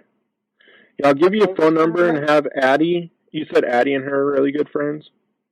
Yes, very close. And Addie knows. Oh, Addie's really one that knows a lot, if not everything, going on with the marriage, and Shanann really confides in her a lot. Yeah, so I'll give you a phone number. Text Addie to call me when she lands. Okay, I'll do it. I'm doing it right now with you on the phone. And the number I'm giving you is to our dispatch center. And just have her ask for Officer James, James, with Frederick Police Department. And they'll get the message to me. Okay. And that number is 720 652 4222. Okay. And so when she calls that number, just tell her to ask for Officer James of Frederick Police, and they'll get me the message, and I'll return her call. Okay, and then I just put that in my text with Cindy and Addie. Did you want Cindy to call you as well? Is Cindy on the plane with her? No, she's in Arizona. No, I'll call Cindy if you can give me her phone number. Yep, it's 480 797 8367. Okie dokie. And her last name is Dorosset. Spell it for me. DEROSSETT. DEROSSETT? Yes. Okay. Yeah, so have Addie call me when she lands. I'm going to call Cindy. That number's good for you, too, if you can think of anything after we get off the phone and you want to say anything else, you can call that number, too. And they can get me a message. Except for, like, this was such a complete shock to me, but when I'm hearing everything and it's not making sense. Did you talk to how about Christina? Did you talk to her? Nope, she has an accent, like she lives in Hawaii. She does live in Hawaii? She does. Okay, so she's probably awake still then. Yeah, and she actually lived with them for 2 months. Okay, yeah. She knows them. Okay. She's on my list to call. Good. Okay, good. And then is Sam Paisley? That's who I'm talking to now. That's you. Yeah, that's me. Yep. So I gotta check you off my list. Okay. So yeah, Sam, if you have anything else that you can think of, just call that number and they'll get the message to me. Okay? I will. Thank you so much. Thank you. Everything. Yep. Bye. Good luck. Bye.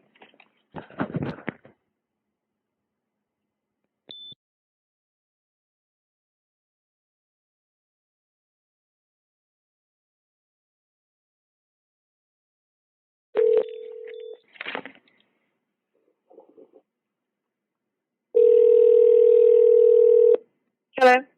Hi, is this Christina? Yes. Hi, Christina. This is Officer James Frederick, Colorado PD. How are you? How are you doing, sir? I'm doing well. I'm calling in reference to Shanann. And I was wondering if you had any information that you could give me.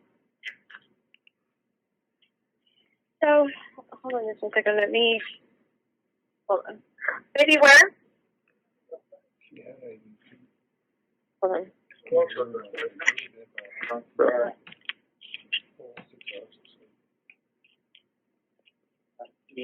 No. I got the Okay, sorry about that. No, you're fine. So Shanann and Chris, so Shanann went on vacation, last, she went on vacation for like 6 weeks, to North Carolina. And, everything was okay between them until he came back, on the 5th week. Okay. Come be with them, to go be with them for a week. And he was different with her. He was cold to her. They normally, because I stayed with them last year for 2 months while she was in surgery. I had to have surgery, and You had to have surgery, or she did? I'm sorry? You had to have surgery, or she did? She did. Okay. She did. She had to have surgery, so I flew from Hawaii and stayed with her for 2 months, helping her with the kids and everything in the house and whatnot. They were normally loving, caring. The first time that I really got to meet, Chris, they seem to have a good relationship. But fast forward to when he went back to North Carolina, she started calling me, telling me I don't recognize him. He's not talking to me. He's not touching me. He's not kissing me. He's pushing me away. He doesn't want anything to do with me. Little by little, they spoke. And things started coming out, and he said that he didn't want the baby. She's pregnant. She's 16 months pregnant. Right. 16 So, months pregnant. 1 sec. She was telling you all this stuff? Yes. Okay. She confided on me. We've been friends for 14 years. Okay. She confided on me a lot, and she could call me in the middle of the night because I'm 6 hours different from North Carolina. Yep. Chris didn't want the baby? Yes, that's what she said, that Chris did not want the baby. Okay. That he was scared, that he didn't want another baby, that just wanted to stay with the 2 girls.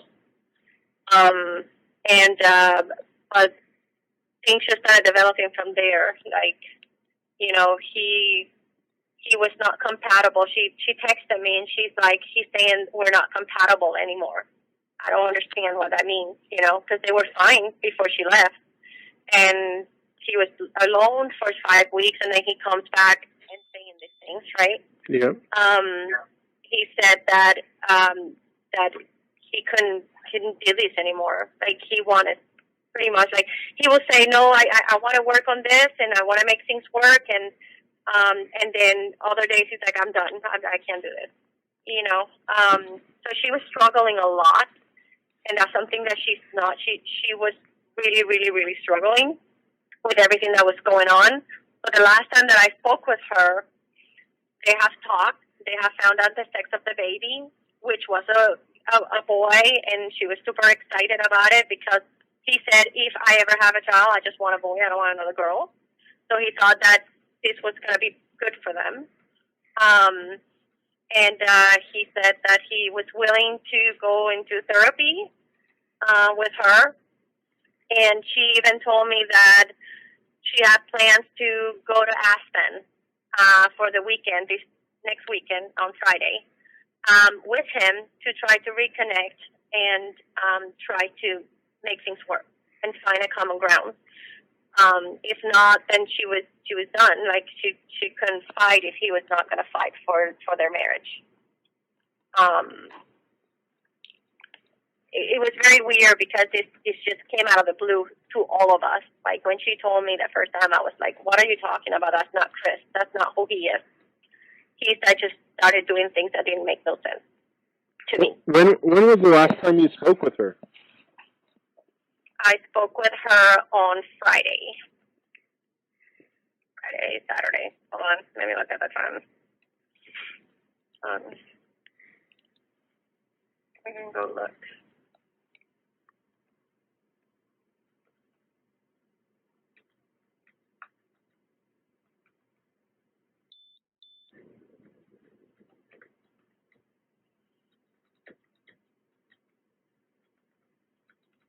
Yeah, it was it was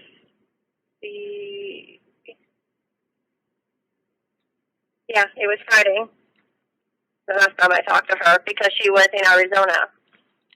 And she had just landed from Arizona, and she wanted me to know the news of the sex of the baby, and that she had talked to Chris, and that they were going to try to work things out. And wanted to tell me about the plans that she had. Okay.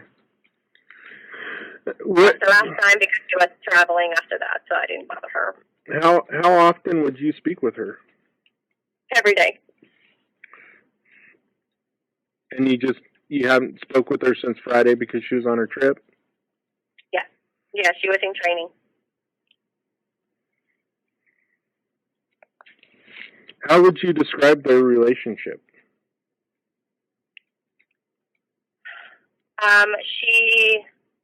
She was in charge. Okay. She was the person in charge. And he followed through.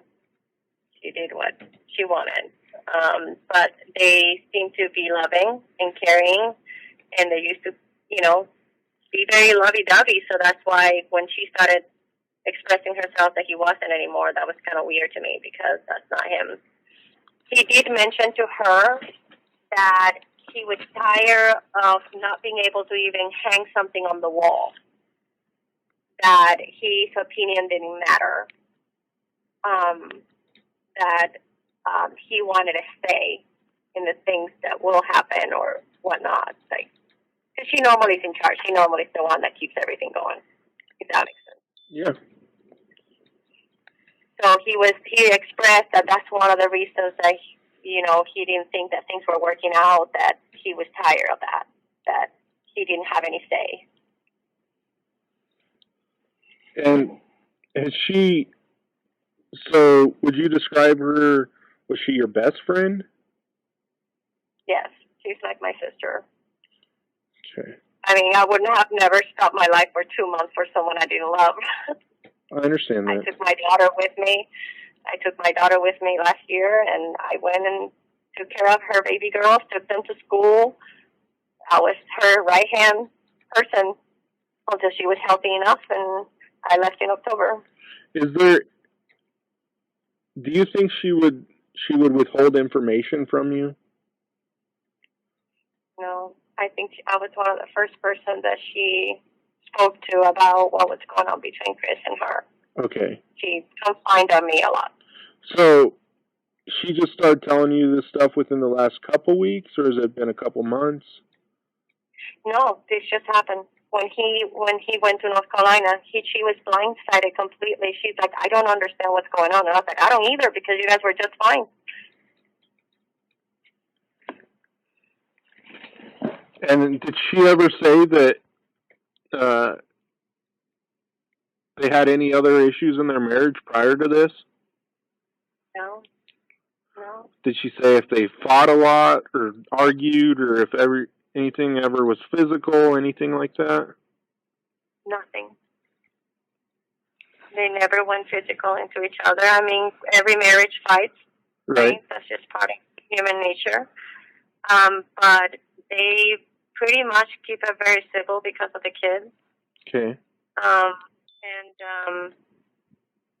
just, it makes no sense, everything that is going on right now. So sure. Because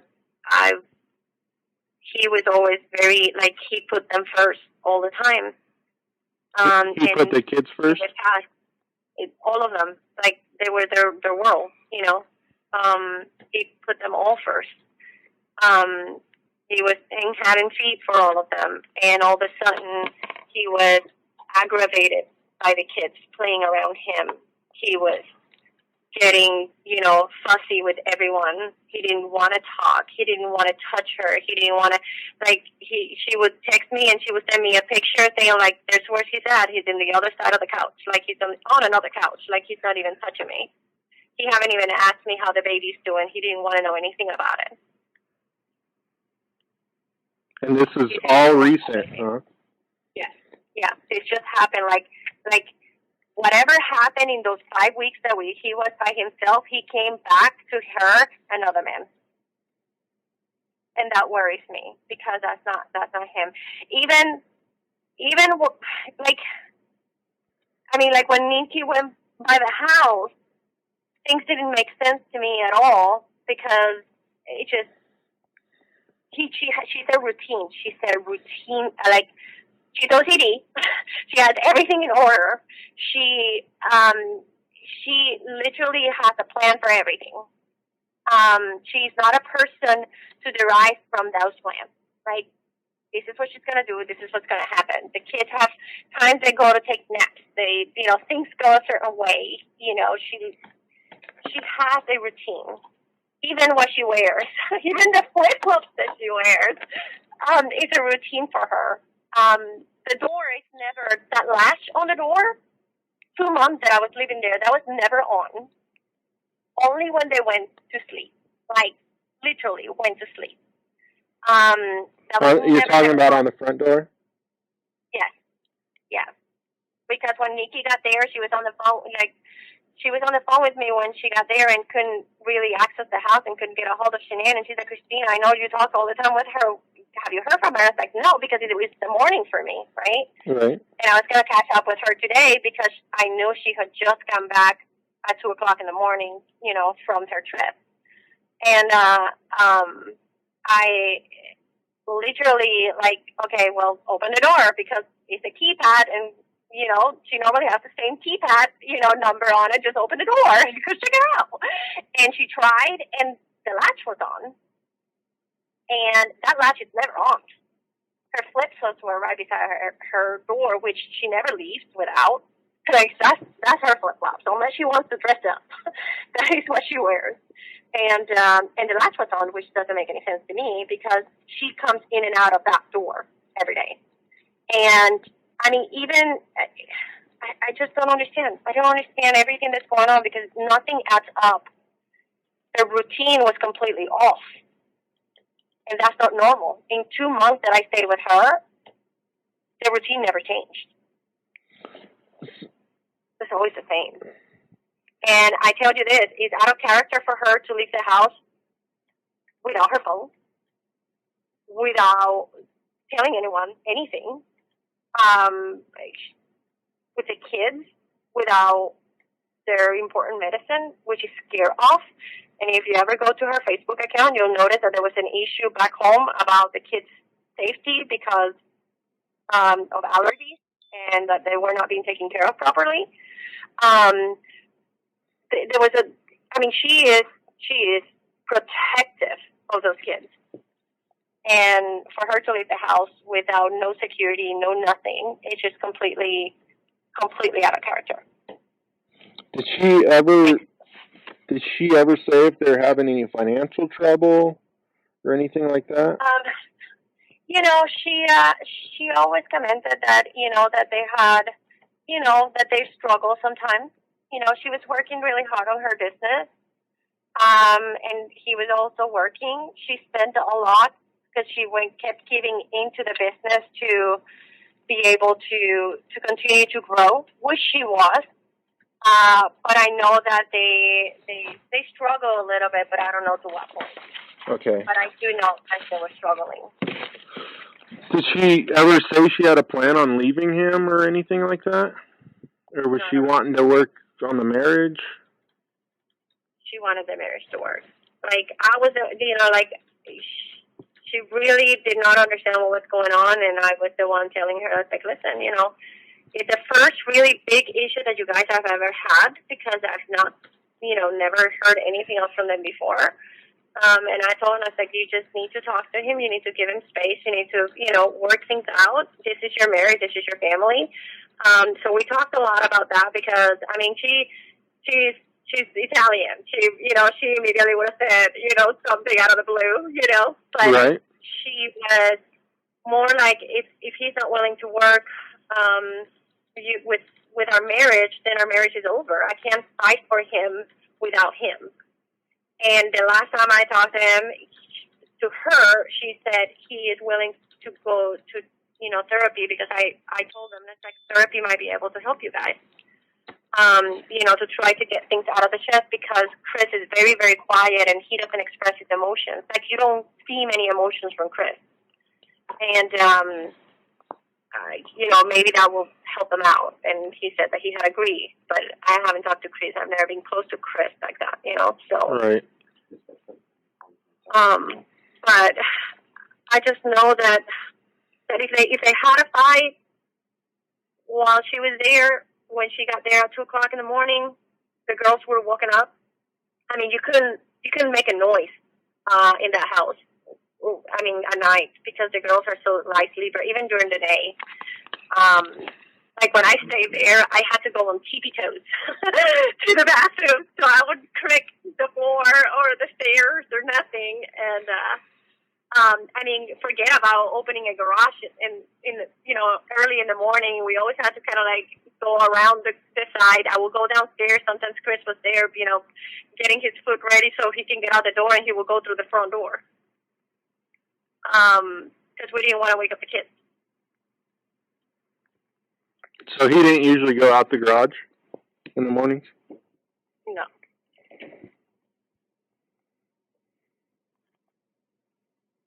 He will come home, and sometimes will come through the garage. He will come through the garage, but normally in the morning he will go through the front door.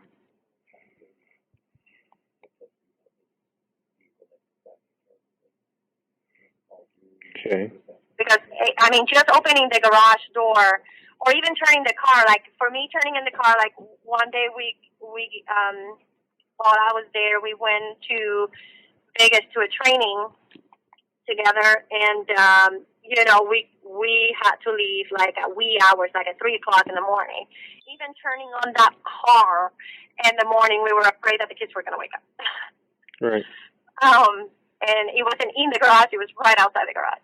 So it's like right on top. So they will hear everything. Right. It doesn't make any sense. It's completely, I know for sure she will not leave like that. And she would have never, she would have never lived like that. It's just, something doesn't add up to me. From all the years that I know her, she's always been,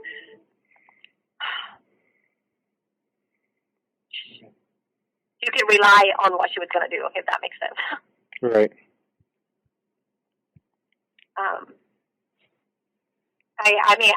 I don't think Chris has it on him. I think Chris is a good guy, so it's kind of hard for me to even imagine that he will hurt his family. Right. Especially those girls. So he was an active father. Good. Definitely. Yes. Very active father. Very caring, very loving, very attentive to them. He even took care of my daughter when I was gone for a couple of days. He's very, very in that part, he was a good husband, he was a good father. That's why this changed into the kids not even wanting to be around him, you know, wanting mommy, and him getting upset just by the kids playing. That's not him. That all started with the marriage problems as well. Yeah. That all started all together when he went back to North Carolina after 5 weeks of being away from each other. I do not know what happened on those 5 weeks, but something changed in him because that was not him. When he was telling me about everything that he was doing and the things he was saying, it just doesn't make any sense. What's his name? That was not him. Okay. That was a different Chris. And he even deleted his Facebook page. Why would you delete your Facebook page? when did he do that? Well, I just find out today, and one of the other girls said, "Oh, that's been like a week ago or so that he deleted his Facebook page." So you're friends with Nikki? I'm friends with Nikki and Cassie and Addie and Sam, and we are all a group of friends. Yes. And do you guys all do the Laval thing together? Yeah. Mhm. Okay. You gotta remember, your name is on that vehicle. Yeah. Is there That's how I anything? met the other. Is there anything else that you can think of that I should know about?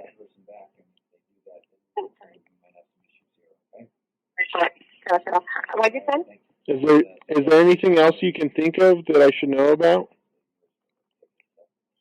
I can't think of anything. It will be speculation. I can say that some people have come in and said, "Well, did he have someone else?" I've never saw anything like that. You know. Do you know where she would go? She will go to one of us. If she was ever going to leave, she will contact one of us. And I have called and contacted everyone that I know in Colorado. Yeah. And not Colorado. And no one has heard from her or know nothing of her. This is not her. She will plan things. She's not a person to just pick up things and go. This is a person that is meticulous and she plans everything. She just doesn't go. And she knows that my house is always open. Always. So that's all her. It's like, if you ever need a break, you know, you can come over here. It's just hard to start all over here because, you know, it's expensive, you know? Right. To live in Hawaii. But she would have never leave. Not like that. Okay. Ever. That is not her. Doesn't matter how bad things were. She has rules. You know, she has a way of doing things. Right. So if you hear from her or anything, obviously her and Chris, there's something going on in their marriage. If you come into contact with her for any reason or you hear anything, please have her contact us. We just want to make sure that she's safe. And, you know, we're not, let her know that we're not worried that she's gone or what she's doing. We just want to make sure that she's safe. As long as we can guarantee her safety, that's what our most important thing that we're looking out for is that she's safe. So if you hear from her, doesn't matter the time of day, I'll give you a phone number to call and have her contact us. Or if you hear from her, you can contact us. Would you do that for me? Of course. Okay. And so when you're ready, I'll give you a phone number. Okay. What's the phone number? 720-652-4222. And that's to our dispatch center, and that's answered 24 hours a day, 7 days a week. And just ask to speak with a Frederick officer, and one will call you. Okay. Our main concern is her safety, so. 652-4222. Say it again. 720-652-4222. That's correct. So, I tell you, if you hear anything from her or are able to talk to her, either you call us or have her call us. We just want to make sure that she's safe, okay? okay. And if there's Will do. anything that you can think of, this phone number that I called you from is our police department. During business hours, it's answered, so that's 8 to 5 Colorado time. Outside of that, it may not be answered. You can try to call it. Otherwise, you'll have to contact that dispatch number, and an officer will contact you. Okay. Okay? And if you think of... All I know is that this is not her. Right. Never live like this. And she will never leave the kids like this. Like, it just won't happen. It's not her. If you think of anything else that comes to mind, please don't hesitate to call us, okay? Will do. All right, thank you so much. Bye. Bye.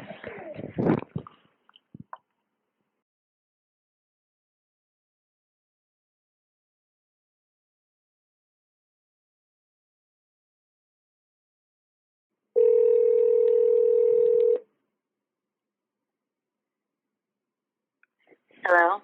Hi, Addie. It's Officer James. Hi. Hi. So I was just calling to see if there's any information you can provide me that you think would be beneficial.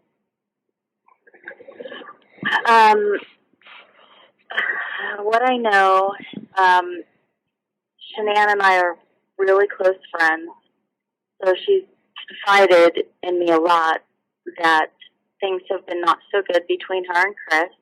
Okay. Last night night before last, it's all blurring to me because we've been traveling and I'm in different time zones. Right. So forgive me, but it was, I think, Saturday evening, Sunday evening. She shared that she was and she thought he might. I'm sorry, your phone's breaking up. Okay, sorry about that. She expressed on Sunday night that she was concerned that he was having an affair. Okay.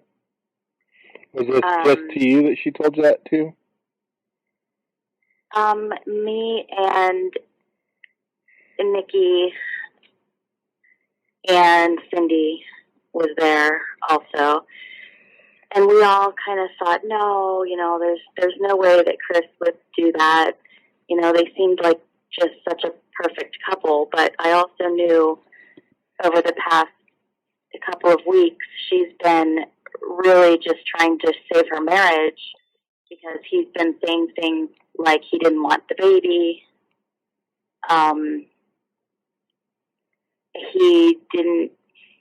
She had canceled their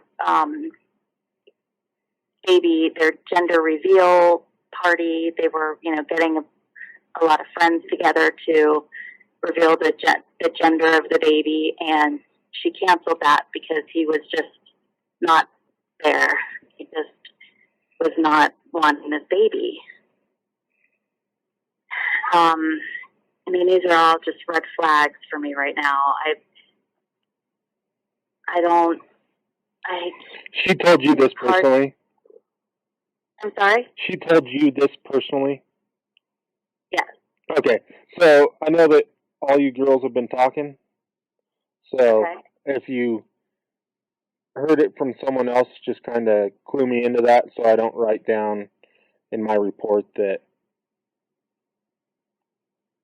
she told you, and in fact, does that make sense?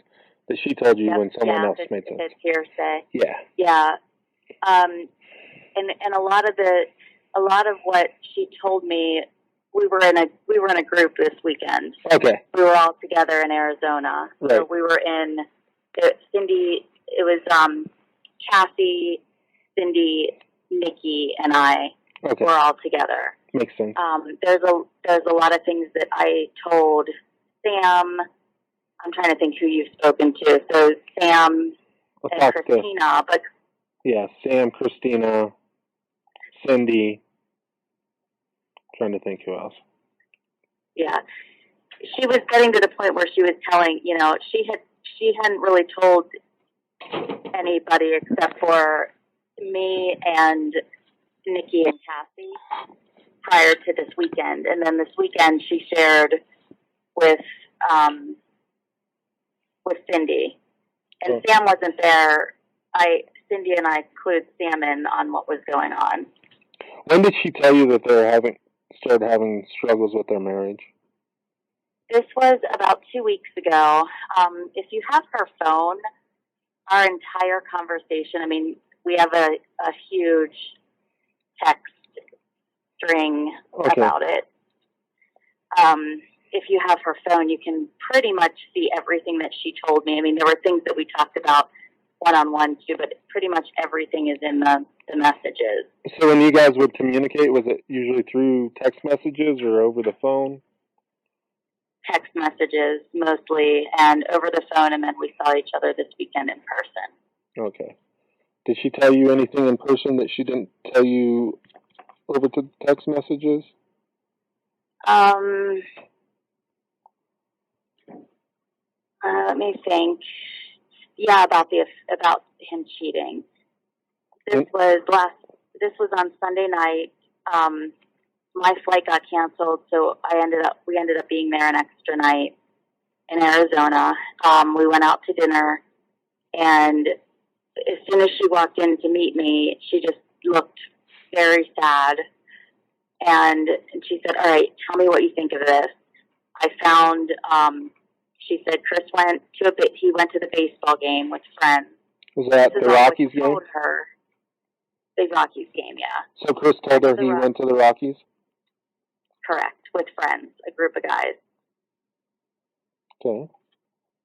And then he was out late, and she knew this because she was communicating with the babysitter that he had hired to go out while, she was away.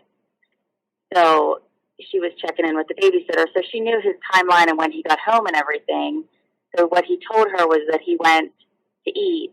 He went to get something to eat after, and he said he specifically told her that he had a beer and a salmon dinner. But the bill was $62. And she thought that was a little suspicious, so she asked us what we thought. Did we think that salmon dinner and a beer could have been $62, or was he with somebody? And she saw that on their bank accounts? I'm sorry? She saw that on their bank statements? No, he actually told her what he spent. And I think they just communicate like that about money because she handles everything in the money. Because that's what I was like, why? They said, well, it's kind of weird that he would just tell you exactly what he bought. And she's like, no, he does that all the time. Like, I kind of thought he was maybe justifying what he had, trying to cover up something. And she said, no, it's not unusual for him to tell me because she just handles all the money, and they're, trying to watch their spending is how she explained it to Nikki and I. And I said, well, I guess maybe he bought one of the guys in a beer, because, yeah, that $62 seems a little high for salmon and a beer. So maybe he bought somebody something. But she thought she was suspicious that he was out with somebody. Okay. Up until then, she's been like, we've all been like, there's no way. She said, because if you look through the text messages, when she first started telling me this, I was like, when she first started telling me about him not wanting the baby and him being weird to her and something's wrong, she couldn't figure it out. He wouldn't tell her what was going on except for, it's nothing that you did, it's me. And I said, you go through his phone. Like, go through his phone and see if he's talking to somebody. And she said he's been deleting messages. She said he was deleting. She told me through a text that he was even deleting text messages with his dad because she had a falling out with his parents. While she was in North Carolina? Yes. What was the falling out about? The falling out was about, she was out there visiting for 4 weeks. Both of their families are in North Carolina. She went and took the 2 kids out there, and Chris stayed home in Colorado. There was an issue with her youngest daughter has a severe tree nut allergy, and Chris's mom had essentially exposed her to the tree nut allergy. Nothing happened, but she was very upset that she had put her in the position where, you know, she could have, it was pistachio ice cream. And the Chris's mother gave one of the cousins pistachio ice cream, and Cece was crying for it because she wanted it too. And they had a falling out over that because, you know, Shanann felt that she should have, you know, chosen another flavor of ice cream to bring home to the house to feed these kids. So Shanann had a falling out with mom or dad? Well, that was with mom. She loved Chris's dad. But I think the whole thing just escalated to both of the parents, both of Chris's parents just being upset with Shanann. And they didn't come to they didn't come to Cece's birthday party. Which was in North Carolina? Which was in North Carolina. Shanann threw a birthday party, and Chris's parents did not come because they were upset with Shanann.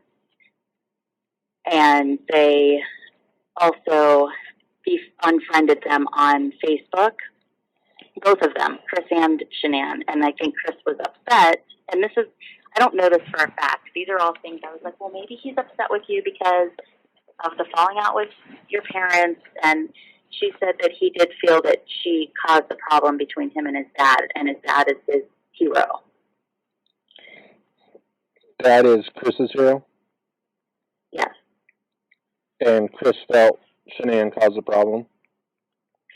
I believe so, yeah. That's what Shanann felt. Shanann felt Chris thought? Yes. Shanann felt that Chris felt that Shanann caused a problem between his dad. He specifically said his dad, but really, you know, both of his parents, but he's closer with his dad. I think he and his mom, you know, had some issues along the way too, but he was always close with his dad. And then Chris deleted his Facebook last Thursday. Were you friends with him on Facebook? Yes. And the way I know that he deleted his Facebook is because she texted me on Thursday, last Thursday, and said that she had suggested that they do a weekend together to help to, you know, center and work on things. And he said no at first, but then when they found out that the baby was a boy, he seemed to come around a little bit because he said she told me that he told her the only reason he wanted to get pregnant is because he really wanted a boy. When they ended up finding out it was a boy, he seemed to like he was opening up with her a little bit. Things were getting a little bit better. So they were going to go away on a weekend together. So I remember her texting me and saying, 1 minute he's saying we're going to go on the weekend away together. The next minute he's shutting down his Facebook. And I didn't ask this. I wish I would have, but I was kind of thinking, well, what's the correlation in that?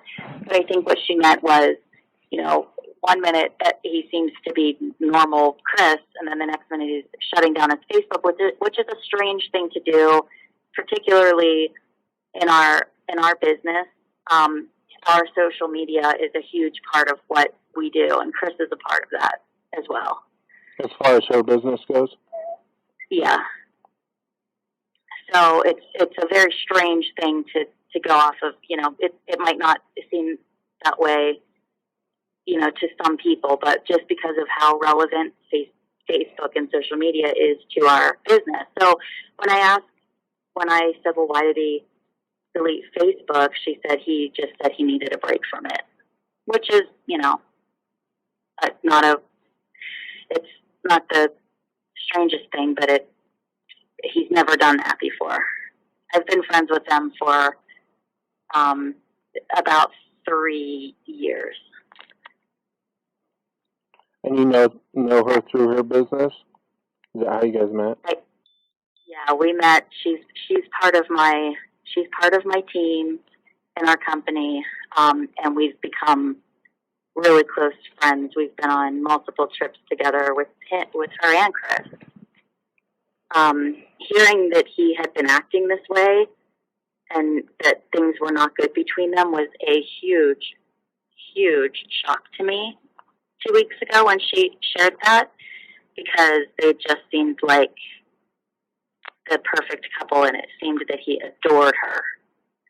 But the things that he was saying, like he didn't want the baby, and that they, he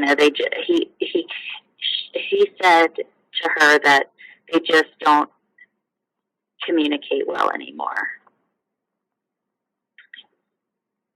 And that it wasn't really anything specific that she did, because we were trying to figure out, because she's a really, really hard worker, and we thought maybe it was because she was giving more attention to our business than to the relationship, and we thought maybe that was it, and he said, no, it's not that. But he wouldn't say what it was. She couldn't get it out of him. Chris wouldn't tell her what was wrong with the relationship? As far as what she told me, that's right.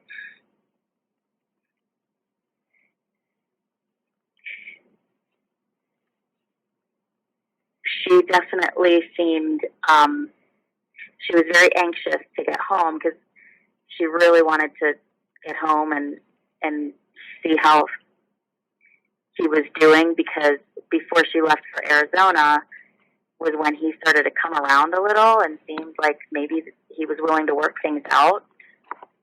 And she told him that she didn't want to go to Arizona. She wanted to stay home and work things out with him. And he said, no, just go, because she had the kids by herself for 6 weeks. So he said, go ahead and get away.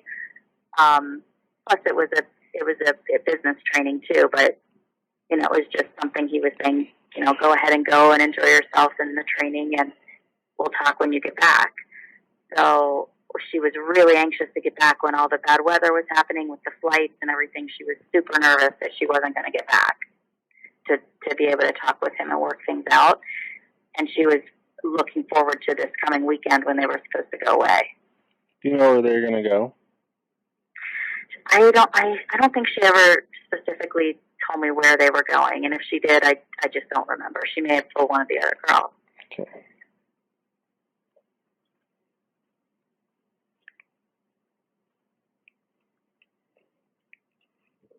Did she say what they're going to do with the kids? I believe Nikki was going to watch the kids.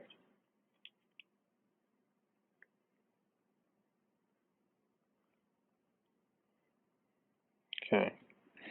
Is there anything? I'm not 100% on that. Okay.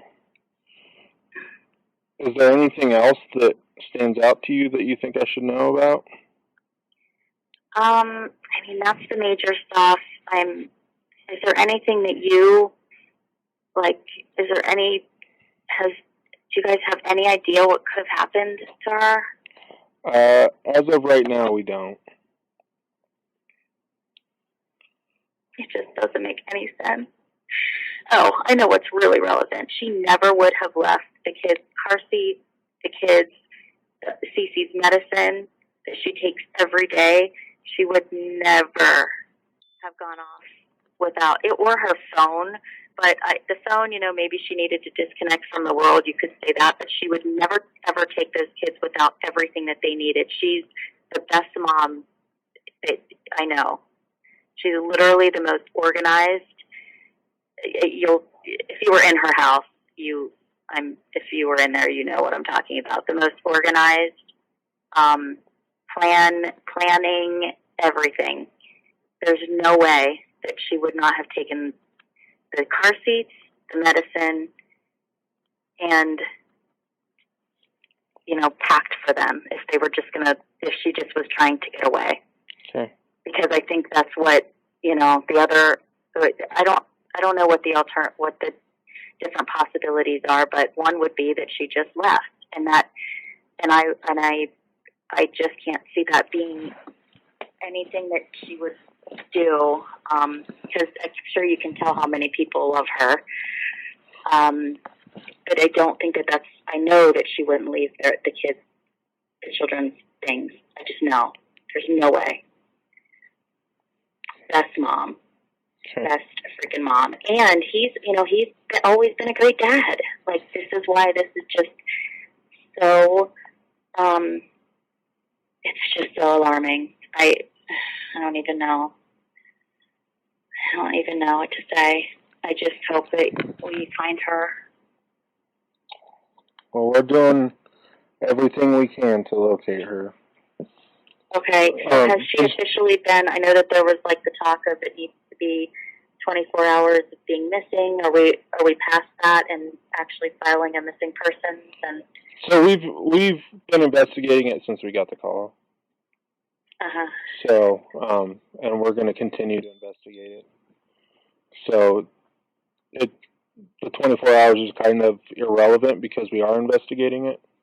We're just trying to track down. You have no idea where she may go to? No, because the only place that the only person that she really confided in that lives there. I live in Maryland. The only person that's local that she confided in that I know of is Nikki. Okay. So and Nikki was the one that dropped her off from the airport. So if she was needing to get out, she wouldn't call anybody else at 2, 3, 4 in the morning other than Nikki, because Nikki's already up. Right. So and other than that, I mean, I don't know where she would go. Because do you know if she had a lot of? Do you know if she has a lot of friends outside of your guys' business here? She does not. She has. The thing about it is, they've lived in Colorado for a while, but not a super long time to where they've created a lot of friends. So most of the people that she is friends with has been through our business. Okay. So I'm not sure how long they've lived in Colorado. They're definitely not like new to Colorado or anything, but I know when we were planning, she and I planned a big event there for our company, and I remember her saying, like, I just don't have a lot of people here. Like, her people are back in North Carolina, where she's, originally from. She knows people through the school. She's got a friend, Amanda, who used to be the director at the kids' school. She's friends. She does a lot of play dates with different moms, but it's not close friendships. It's just, play dates and that kind of thing. And then there's another friend, Karen. Karen actually was with us in Arizona too, but she's not one of our close friends, so we didn't really talk about we didn't talk about the Chris situation at all with Karen, because she just didn't know. Okay. She lives in Colorado too? I'm sorry, in Arizona with us. But yes, Karen lives in Colorado. But no close friendships. Christina is one of Shanann's best friends, but she lives in Hawaii. Okay.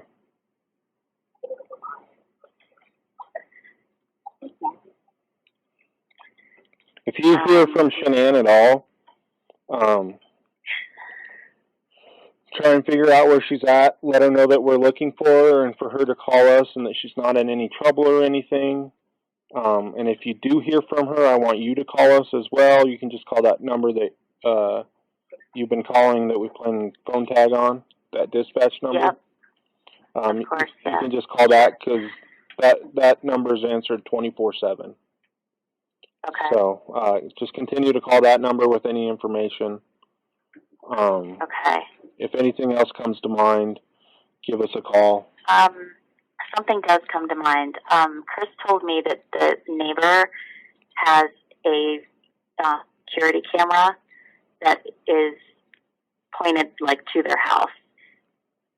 Okay. So that security camera, Chris had said that they, I don't know who he meant by they, I don't know if he meant you guys or he and the neighbor, but he said that there was no sign of her coming or going per that video surveillance. So there could be, something that's on there that's definitely important and relevant if you don't have that already. Okay. All right. If you can think of anything else, just give us a call, okay? Thank you so much for being on top of this. If you need anything, give me a call. Okay, will do. Thank you. All right. Thank you. Bye-bye. Hey, Addie, spell your last name for me. Mm-hmm. It's Maloney, Molony. Okie dokie. I appreciate it. And this is your cell phone number, right? This is my cell. Okay. I appreciate it. All right. Thank you. Thanks. Bye. All right. Bye-bye. Hold on.